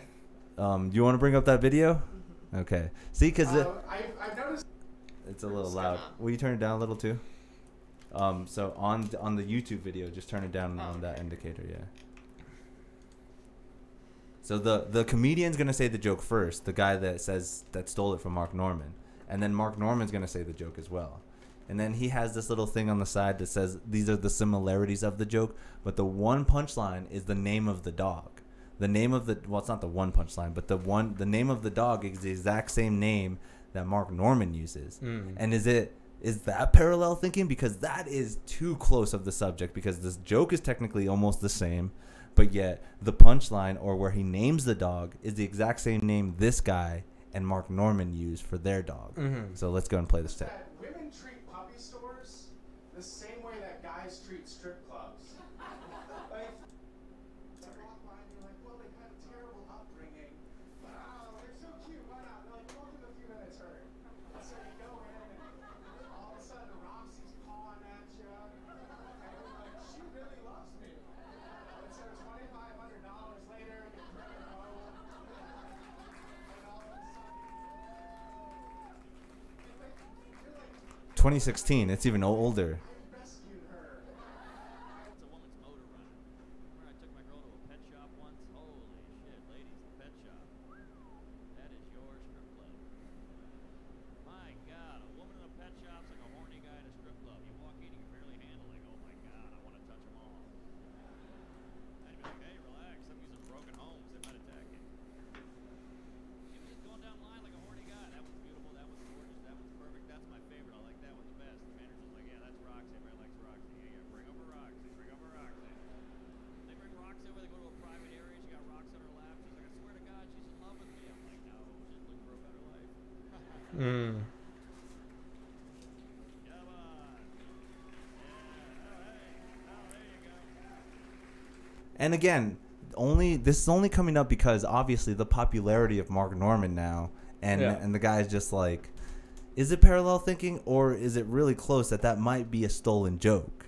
I don't know. I say stolen joke. I was gonna say there was he he shows he you rearranged it. Like Mark Norman rearranged the jokes and tags and stuff like that in between them, but it was all there, you know. about the strip club, the same name, rescue dogs. Roxy, that's the weird one. Well, and the Roxy one's the weird one because like I feel like if you're making a joke about a stripper, Broken Homes is like an immediate parallel to that. You know what I mean? Like it's just a thing. But how many strippers do you think are named Roxy? Yeah, and do you think that they're named Roxy? Well, and the argument would be, well, Roxy is a common stripper and dog name, but I'm sure like we could think of other, you know, stripper / dog names. You know what I mean? Like Candy, Princess, you know, they're like whatever. Diamond, yeah. Chastity. Dynasty. Oh man, so that's one thing that I saw and it recently has been coming up. Like I don't know that. I mean, I love Mark Norman, but I mean, do you kind of let that slide just because he's the GOAT? I mean, I don't know if Mark Norman's the GOAT. He's so good. He's good. He's great. He's amazing. Even I'm probably sucking his dick at this point, but he's so good at all his podcasts. Everything that he does just is so funny. Like I love watching him no matter what he's doing. Yeah. When he's on Kill Tony, he's my favorite guest because he'll actually interact, say funny jokes. Like he's just so good at off the top of his head, like thinking that everything he does can be good. Like it's insane.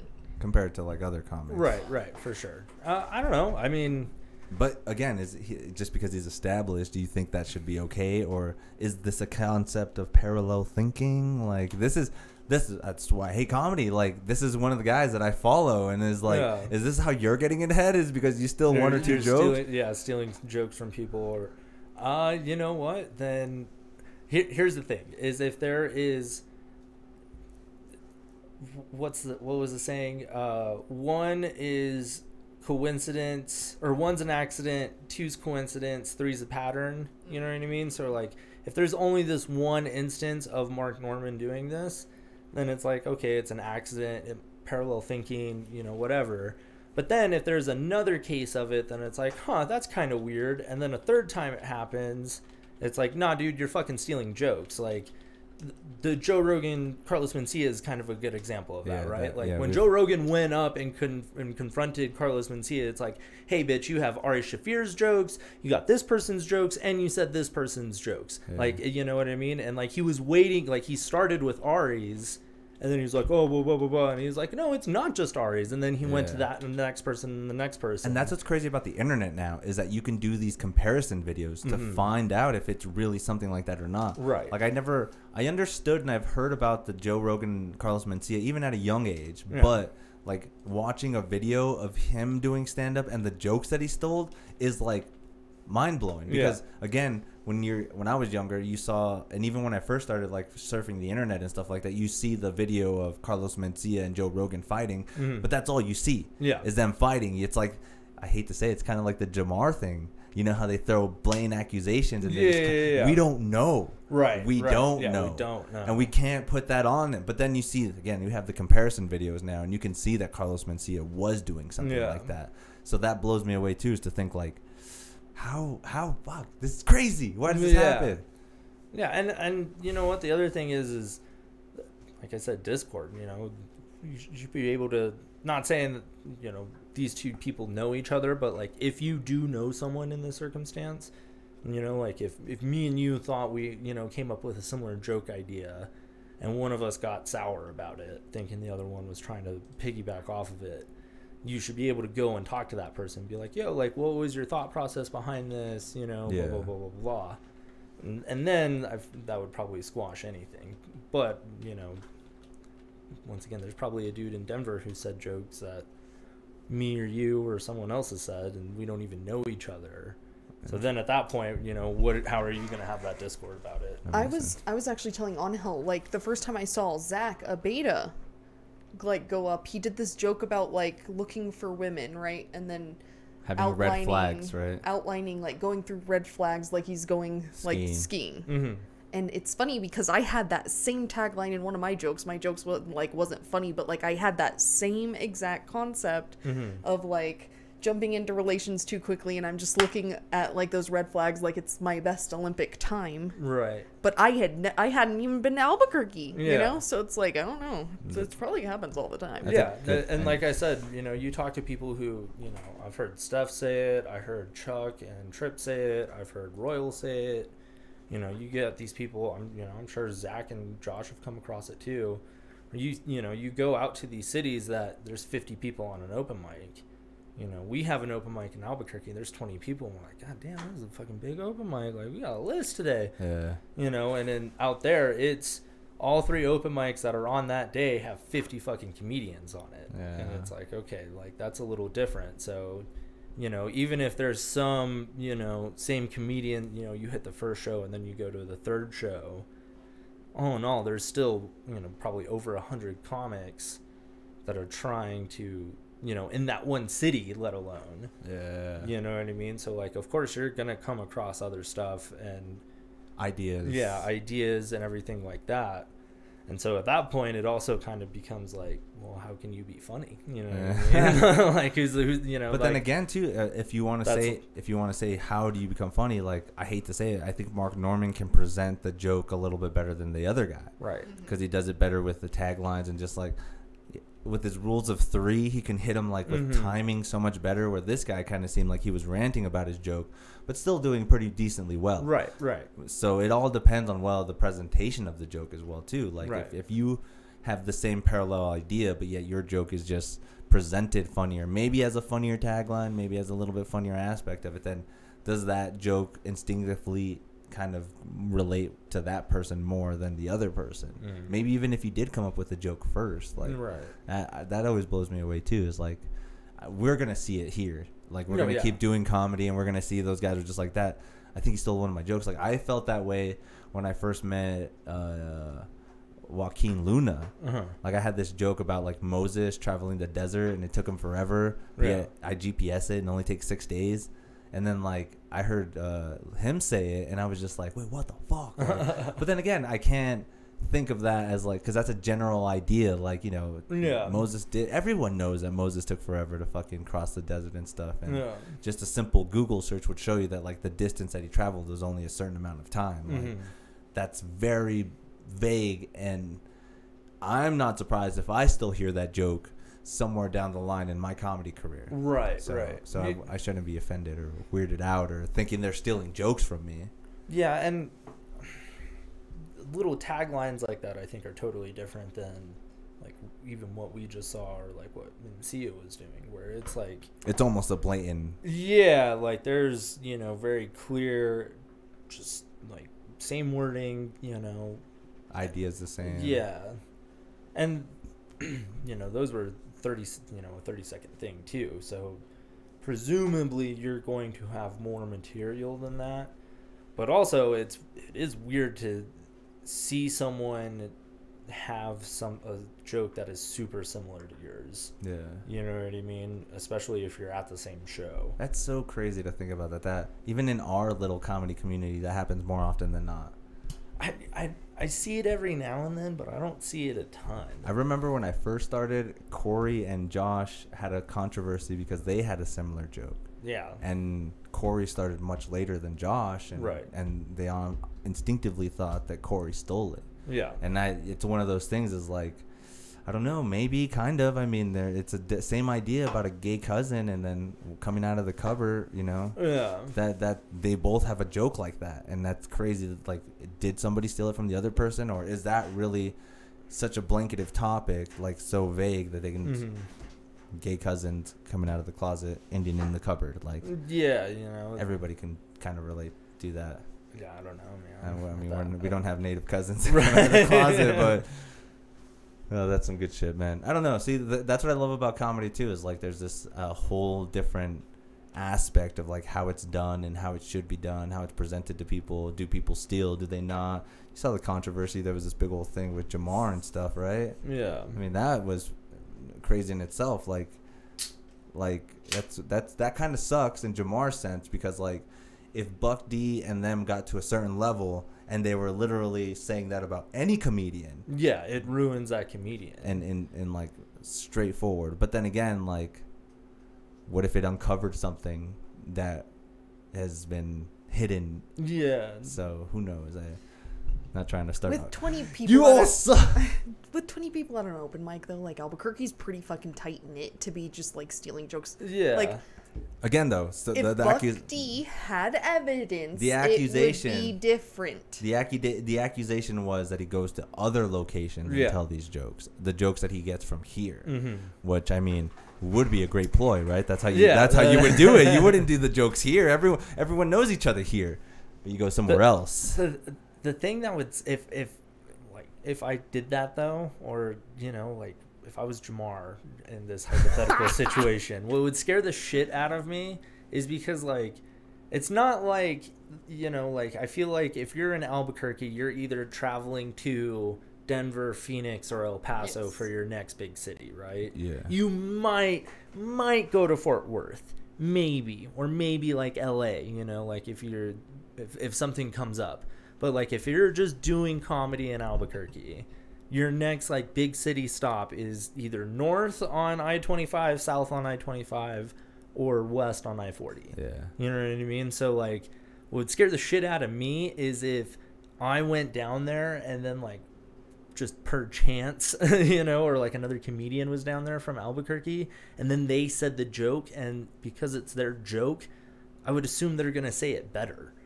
So then it's like, well, fuck, like then people, you know what I mean? Like I feel like if you're really going to do that, like it's a good ploy, and I don't know, but it seems like if you're going to do that, you would want to do it somewhere that like isn't going to be in the immediate little triangle of another place where another comedian could see it. You know what I mean? Especially because you're probably taking a joke from someone who is funny and would be traveling.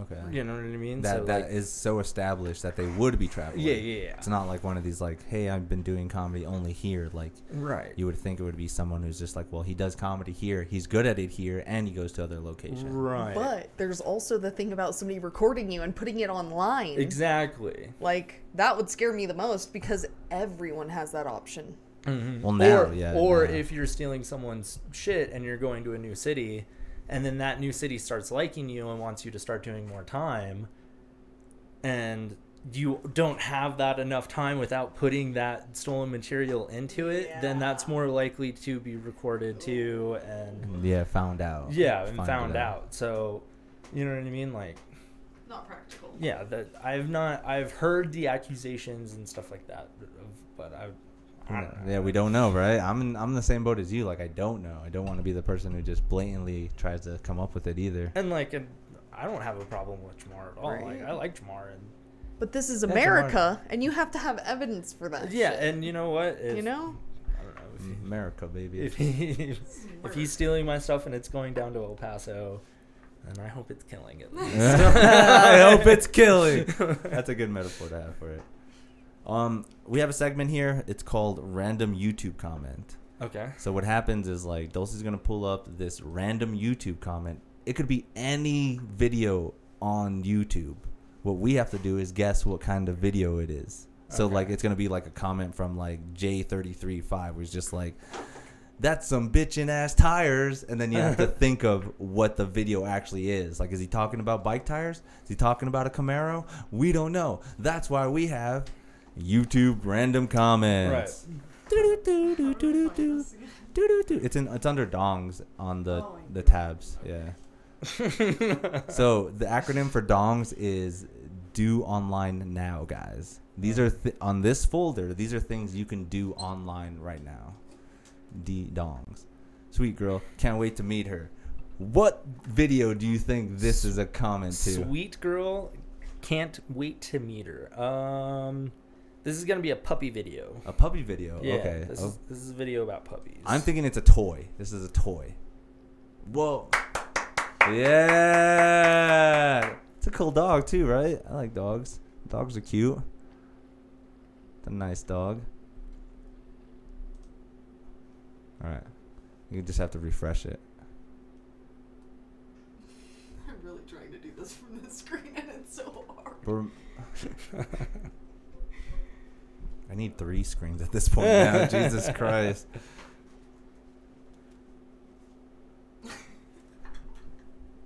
Orochumira? How do you pronounce that? I was wondering, Orochumiara? And Kabuto's extremely road trip to come out. Come on. And there's a sad face, so this should be a bad video. There's a sad face, so I don't know. No. It's not a sad video. It's a video about 2 anime characters that don't usually have like interactions, and this person wants, like, there could have been a side plot in it with these 2 characters. You know what I mean? So it's an AMV? What's an AMV? An anime music video? Sure. All right, let's find out what this video is.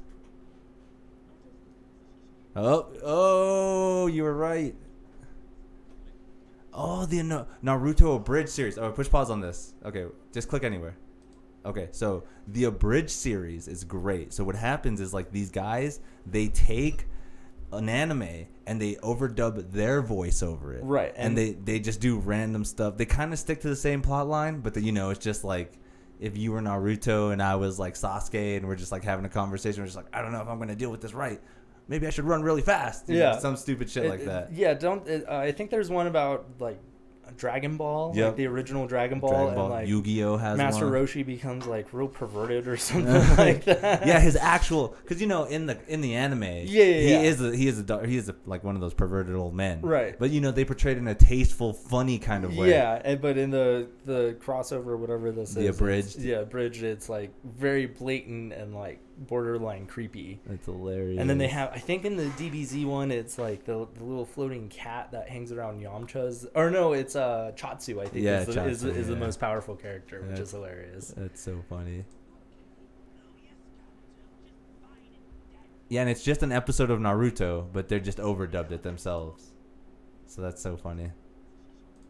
You have to probably go back. There you go. Just kidding. All right, let's do one more. Let's do another one. I'm gonna go 3 for 3. Yeah, baby. Yes. Oh, so he's talking to somebody. Like we get British hard as fuck. So this is a video about someone who is trying to do a British accent, and they're doing it poorly. It is poor. It's like me doing accents. It's a video of me doing accents. I've recently came to learn that I can't do accents. Can't do accents. I do accents, but I just don't do it for the right rate. Southern accent. Go ahead. Like, okay, so like you know what I mean, right? It's see, I can't. I don't know. Is that Mexican or Southern? I don't know the difference. Okay. On hell, focus. I can't do on it. hell. Do a Russian accent. Guten Tag. Right? That's Russian, right? No. German. Yeah. Okay. All right. Let's see what this video is from. Let's see. John D. got this. Ooh, his video's unavailable. That means they either blocked it or it's not available in this country. I don't speak Spanish. Hey, buddy. Roxelle is back. Roxelle, right? Roxelle is back. Golden State Warriors. This is just a highlight video. Somebody doing really good. If you got time, check out my video. It's my time to shine. Comment, please. That's just a spam comment. Click on the video. Let's see what this video is. Oh. Go back. Oh, we can't. No. This is something in Spanish. I don't know. That's French, I think. Yeah, that's French. It's close to Spanish. That's Spanish. Tres is Spanish. You say not with the accent mark over. tres. It's the same thing. Oh, maybe that's what it's saying now. Pieces, peces. Yeah, I don't think they even have that accent mark in Spanish. Yeah, they do. I think the Spanish one goes the other way. Points the other way. What would be the indication of why it goes the other way? It's just you don't ever see it in I don't Spanish. know, man. But you hyphen. That's why they put it there. So you are supposed to like use the, because in English language you have the 3 different sounds of a, right? A and then Yeah. and then whatever the hell. But that's the same thing with this. Is like you can do it in the Oh, we're looking. whatever attackness of whatever. All right, let's see. What is this video? classical music. Yeah. Oh. Yeah, dude, this All guy's. right, can we keep going until he gets one wrong? All right, let's see what he's got. When the passion and love are radiated through the music, the listener can feel it. I grew up on AI, and I still play his music. No, that's Al, bud. Oh, Al. I grew up on AI. I thought it was AI too. And still play his music. Willie Mitchell was Just by the name Daniel McCoy, I'm gonna say it's some sort of video. It's like country music. It's country music or a Weird Al video. One of the two. Willie Mitchell's was a genius. It has to be music. Guitar player, I'm hoping. Oh, right. wasn't good enough. Copyright. No, yeah. Copyrighted here in America. All right, do another one. It's hauntingly beautiful. Ooh.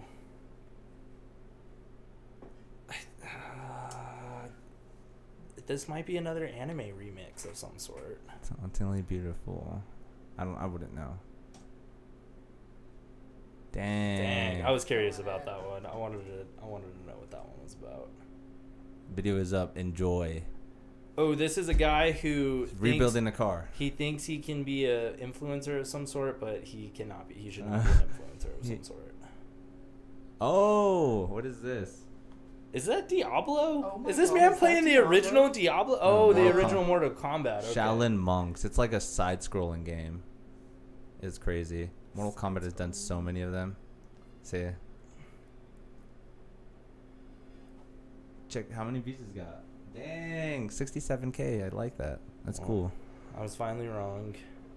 That was fun. And that was random YouTube comments. Thank you. Thank you. That was fun. All right. Well, we have one more segment before we take off in here and we don't fucking die of a heat stroke. Jesus Christ. All right. The fucking this AC sucks, dude. This is what happens when you live in a fucking apartment in a shitty city.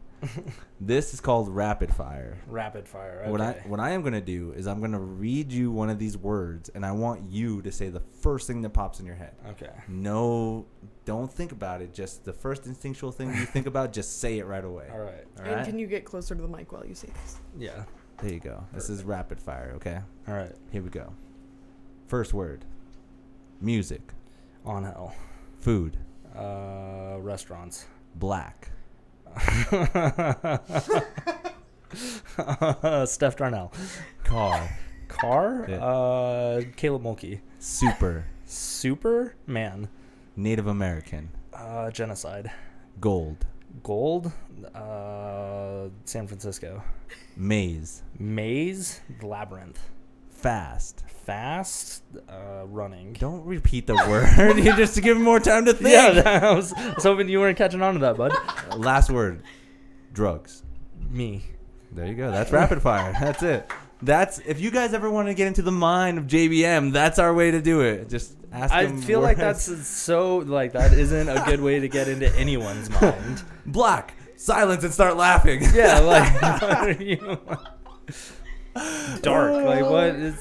Everyone that usually hears that says white. Really? Yeah, you'd be surpurped. And a lot of gray. Which Gray. Is weird. Yeah, we got gray on that too. And I had one person say, I was going just Albuquerque comics for a while there. I was like, well, we're on this path. Let's see. We're getting it going. JBM, thank you for coming to the studio, man. Thanks for having This has me, been man. long overdue. I was like, hey, let's do the podcast. It ends up ditching it. Let's do the podcast. I end up fucking having to reschedule, but we finally got it done. Finally got it done. It was a good time. Yeah, dude, it's so great. We have to do it again because there's so many things to talk about. There's always something to talk Always. about. Like we can always bring up more things, talk about more comics, more joke stealing. It's a fun old time here at MuseMeTV. Do you want to give out any of your social medias? Anything that you want to promote? Anything else like that? Give it out right now. Wild Boar Comedy is my Instagram handle. Catch me at the open mic at Lizardtail on Nob Hill. And then, hey, this weekend, Dry Heat Comedy is opening it up. Heck yeah. What day are you doing? I'm doing it the same day as you are. We are. I forgot. We got Caleb. You. Cadenella, or not Cadenella, Courtney Foster, and Sarah Ann Myers. Oh, yeah. And headliner is Jess Jess Wood. Yeah. So that should be a super fun show. Thursday, 6:30. Doors open, I think, right? 6:30 or 7. Yeah. 6:30 or 7. Get your tickets as soon as you can. Holdmytickets.com. Just type in Dry Heat Comedy. All those will come up. Anything you want to add? What day and time are you guys performing? We're on Thursday, and I think it's the first show on Thursday. Thursday. So again, if you guys don't know, there's actually a comedy club opening up in Albuquerque, Dry Heat Comedy, Central and 7th. They're opening, like, this is the opening of the comedy club. Like, 5 headliners all week, like Thursday, Friday, Saturday, Sunday. I'm just saying Monday, but there's more because there's 2 headliners each night. Yeah, so there's like 6. 8, right? There are 8, yeah. 8 headliners. 8 headliners. You guys get your tickets. Go see these people because we're only getting better in this scene. Like, this scene is growing. Scene's growing a lot. When I first came here, everyone was like a little divided. It was still dying. Bozy Brothers got closed down. Mm-hmm. I was just like, oh no, this is not how I thought comedy was gonna be. But then all of a sudden, pandemic happened, and that just made a resurgence of shit to go down. Yeah, man, I think people want to go. I think people are looking for it, and there was, some real young comics whenever the pandemic started, and so I think that break kind of made us want to get more into it and dive into it a little bit head more, and then it also made some of the more experienced people yearn for it a little bit more too. Like, remember this, guys? Yeah. Remember when you guys used to do this? Well, and then also, if you see, I don't know, if there's a group of people who are new at it and are coming up and really excited, I'm sure that would excite any other person who's been doing it for a while too. So like, it's not dead. Yeah, we got a good balance of new and upcomers, some people who've been doing it for a while, and some vets, some wily vets too. Yeah. So you guys know what to do. Check us out, Instagram, Facebook, all that good stuff. We got MuseMeTV, JBM. He's on Facebook, and he's also. Do you have a YouTube or anything? I don't have a YouTube or a Twitter. No. Are you gonna do it anytime soon? I don't even have the equipment to start off with, bud. So I mean, check him out, JBM, wherever you can find him. Google him. I'm pretty sure you'll find him somewhere. He also does the Lizard Tail. It should come up if you type in Lizard Tail Knob Hill, your flyer for one of the open mics, maybe. Yep. AlbuquerqueComedy.com also shows all of the open mics and shows that are happening, all the podcasts that are happening. Dry Heat Comedy, go check that out. It's going to be awesome. Shout out to Kelly and Sarah. You guys are awesome doing shit that we Kelly and Sarah, we would have never thought that this would be happening, but guess what? It is, and maybe it'll attract more people to this place. Get some more comic stars in here. You guys know what to do. Like, subscribe, comment, and leave a comment if you want us to talk about it in our next episode. I don't know who we're going to have for our next episode, but it won't be in a month. I swear to God, guys. You guys are awesome. Young Dulcie, roll us out. Bye. Good for you guys. You made it. Yeah, we did it. Oh, damn, I forgot to shout out your sweat stains. Oh, yeah. It happens. I'm white. What can I say? You know what's really weird is this, like, one day I put on deodorant and I'm like, dude, my deodorant's giving me hyperhidrosis. But then, like, I forgot to put deodorant on, and I just ride around with my windows down, and I don't use my AC, and I just fucking, like, drip sweat. And I've never drip sweat, like, anywhere else in my life. Like, straight up droplets. I wasn't a crazy sweaty person until I lost my virginity. I swear to God, you're like, wetter than the girls you get with. I'm serious. I'm serious. Like, I didn't sweat. I was never a sweaty person. Like, in football, like, I'd obviously have sweat like where the pads were and stuff, but I wouldn't be like crazy sweaty. And then after junior year homecoming, like, next thing I knew, I was like, just one day, like, I was like, fuck, like, why am I so sweaty? And, like, that's the only correlation that comes into my head. Like, that's weird. Huh. Maybe it was an emotional trauma for you. Maybe. Every time it happens, you just sweat so much. But I mean, I sweat all the time now. You know what I mean? Like, I'm a sweaty person now. I don't know, dude. I think it's Albuquerque. I do. Like, I hate. Like, I have never dripped sweat. Yeah, I've noticed my I'm just like, God damn it. back isn't like dripping, but I notice it's like moist. It's my armpits that are like, yeah, that it's always like, well, fucking, I'm hot and I'm sweaty. And here's my armpits for you. Right? Like, I am just a sweaty motherfucker. Dope. I don't know why I wasn't uploading to Facebook, but at least the episode was on Twitch and YouTube, so that's good. We got another follower. Those are the only two that matter. Yeah. On Facebook. Awesome. No lonely bone, Jay. Oh, that's funny too because like it didn't even play on Facebook, so. Yeah. I know, huh? Or just like something else. She's like, this is a cool picture or something. Following MuseMeTV. Well, that's cool how easy that is. Content. What do you got planned for the rest of the day, buddy? Chill, man. Clean up the apartment a little bit. Nice. Let's all go do an escape room together. An escape room together? Let's do it. Sounds horrible. I see. These are the moments I fucking live for. Who is it that has the joke about an escape room being a bad first date? Steph. No, it's not Steph. It's fucking. Is it Steph or is it AJ? No, it's Steph. It is? Yeah. Somebody broke my earring. No, I think I just. Yeah, cause Steph was standing there and he was like, "Yeah, she's leaving with the other guy that got out of the room. You're just sitting there at the sarcophagus, like." Yeah, trying to figure it out. Yeah, oh, yeah. That was Steph. I don't know. I feel like it's really fun. It took me and my friends 10 minutes to get through the door. And that's what sucks too. Some of those escape rooms have levels to them. They're like, yeah. Oh yeah, they're rated online. You can see it when you book them. You're like, don't get the Egyptian room. That's the Dude, hardest room. yeah, I picked the hardest one for my first ever escape room. Success rate. And then 3%. my other two friends had done escape rooms, but not like extensively. But like one friend looked at me and she's like, I did an escape room with my family. That was 7 people. And she's like, and we didn't even make it out on time. With 7 people trying to figure this out. And I'm just like, that sounds hilarious. I like how people just saw and were like, we could do this. We could make it like less murdery, but we could do this. Like, we could do it. They've got, the one that I went to has like a haunted house escape room theme.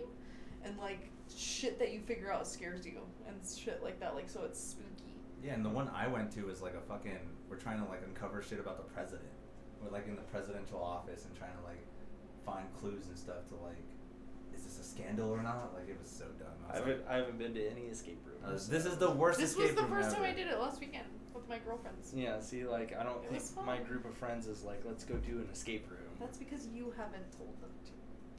Well, but, See, you like, could I be don't know that if I really shining want star to, though, and either. plan this, okay? I don't know if I really want to, though, either. Then you like, become the friend that's inviting people Yeah. to the escape room. Like, Yeah, and then what if you guys have a great time and your bond becomes even closer? I love That's how positive you are. cool. She's positive. Very She positive is about very the positive. experience that can happen, but more than likely you guys are 10 minutes trying to open the door, and you're the What? friend that brought them. all I know is that We were getting with the discouraged, but we comedians, figured it out. if there's a group of comedians in a tight room, then there is a very strong urge to start doing cocaine too. And like, once that urge comes around, like we're not solving any escape rooms.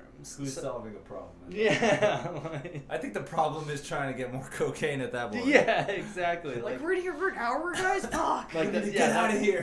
That would be the motivation of it. Is like you go in there with no cocaine, and then the hankering gets in there, and it's like, well, Ooh. only way to get out is by solving this. And then- See? That could also happen.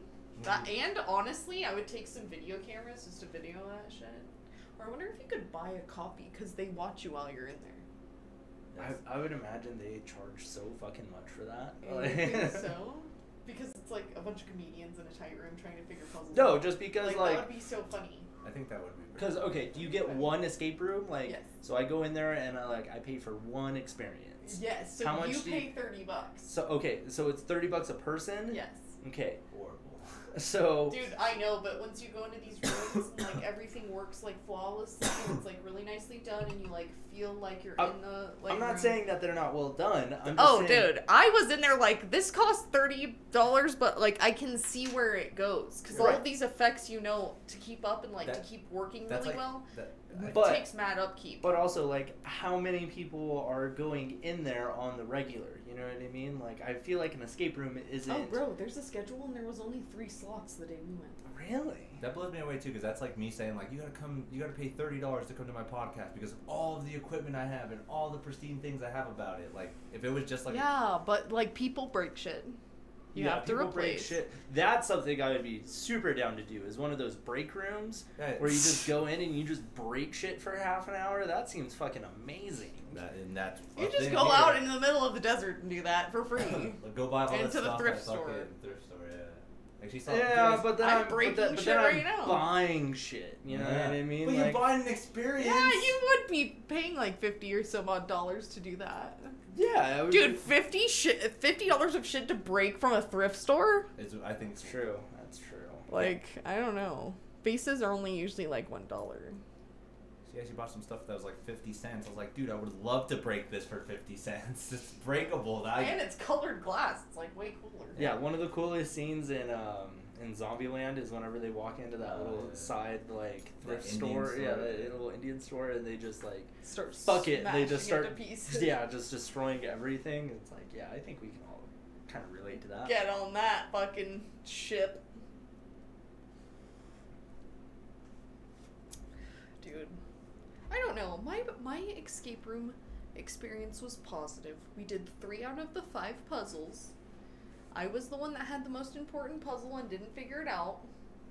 So, I take most of the blame here for not winning the room.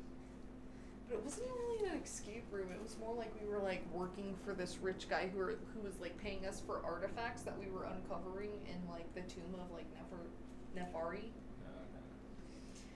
So it was like we had an hour to like get these artifacts and then get paid. Archaeologist kind of. It's a puzzle room. Yeah. Yeah.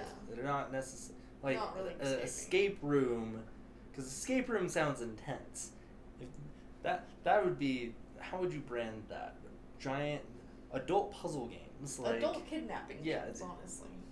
Legally. But it's not like it's just you having to escape a room. Like it's not like the escape process is just because like you're in the room. That's not like you were forced to go in there and they tied you up, and then you have to start from that. Yeah, dude.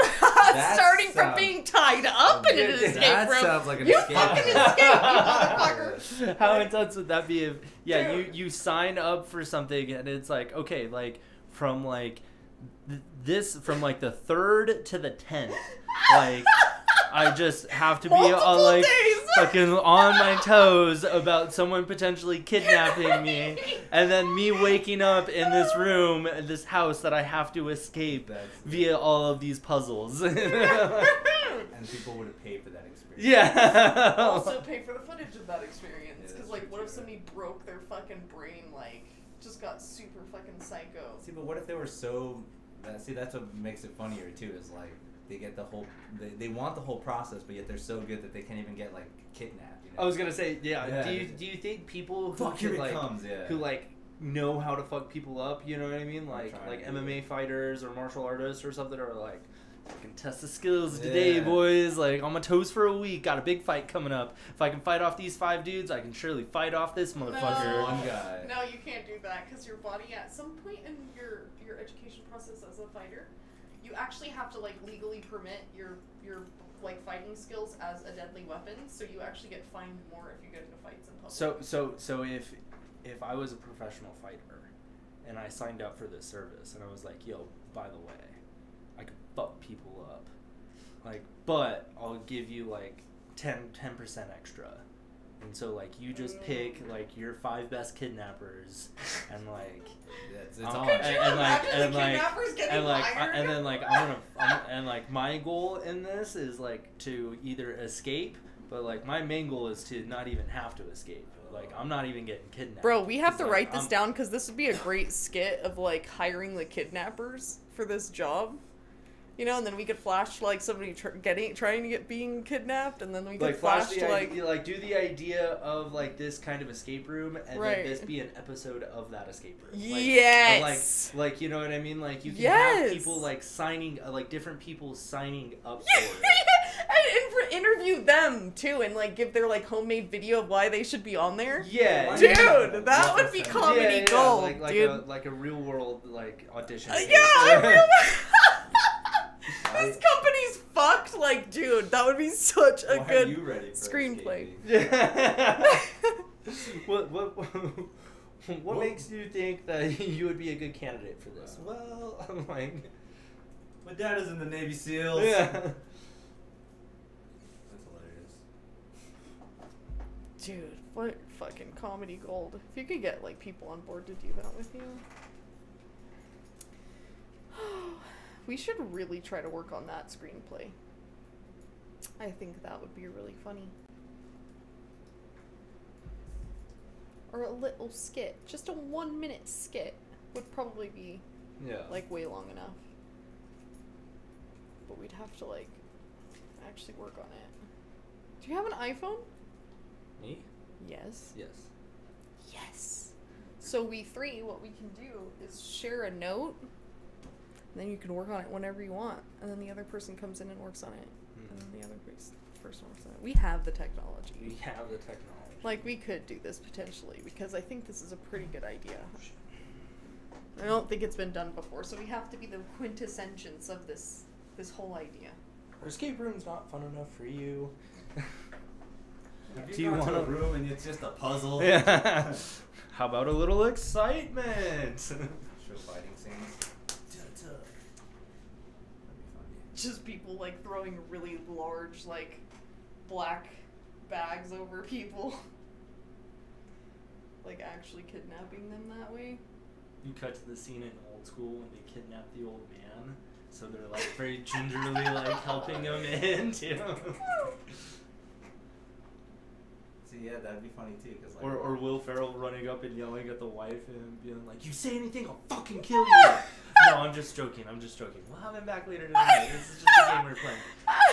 And then, like, steal a bag of chips. You know, like, Yes. Cause that's funny too, cause like, what if it's like a couple, you know, but only the male wanted to be Yeah, part of yeah. the part of it. 'Cause I can't let my wife know that this is happening. Oh my god. Yeah, he's like, I want to see if she talks.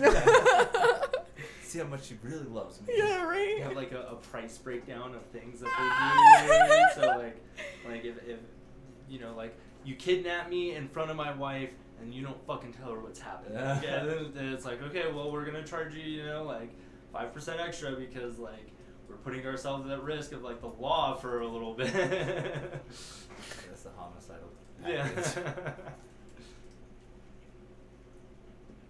I think it's a good idea. I think we should work on it. I like it. I like it. It's creative enough, it's not overdone. That's what you're really looking for. Although I'm sure, like, escape rooms aren't really mainstream anymore. I feel like that was, like, maybe 1 to 2 years ago. Didn't Rick and Morty do this? I mean, if you... Didn't Rick and Morty do an escape You just room? said that there was only 3 appointments left whenever you did it. Yeah, that is true. So- And, dude, when I was fucking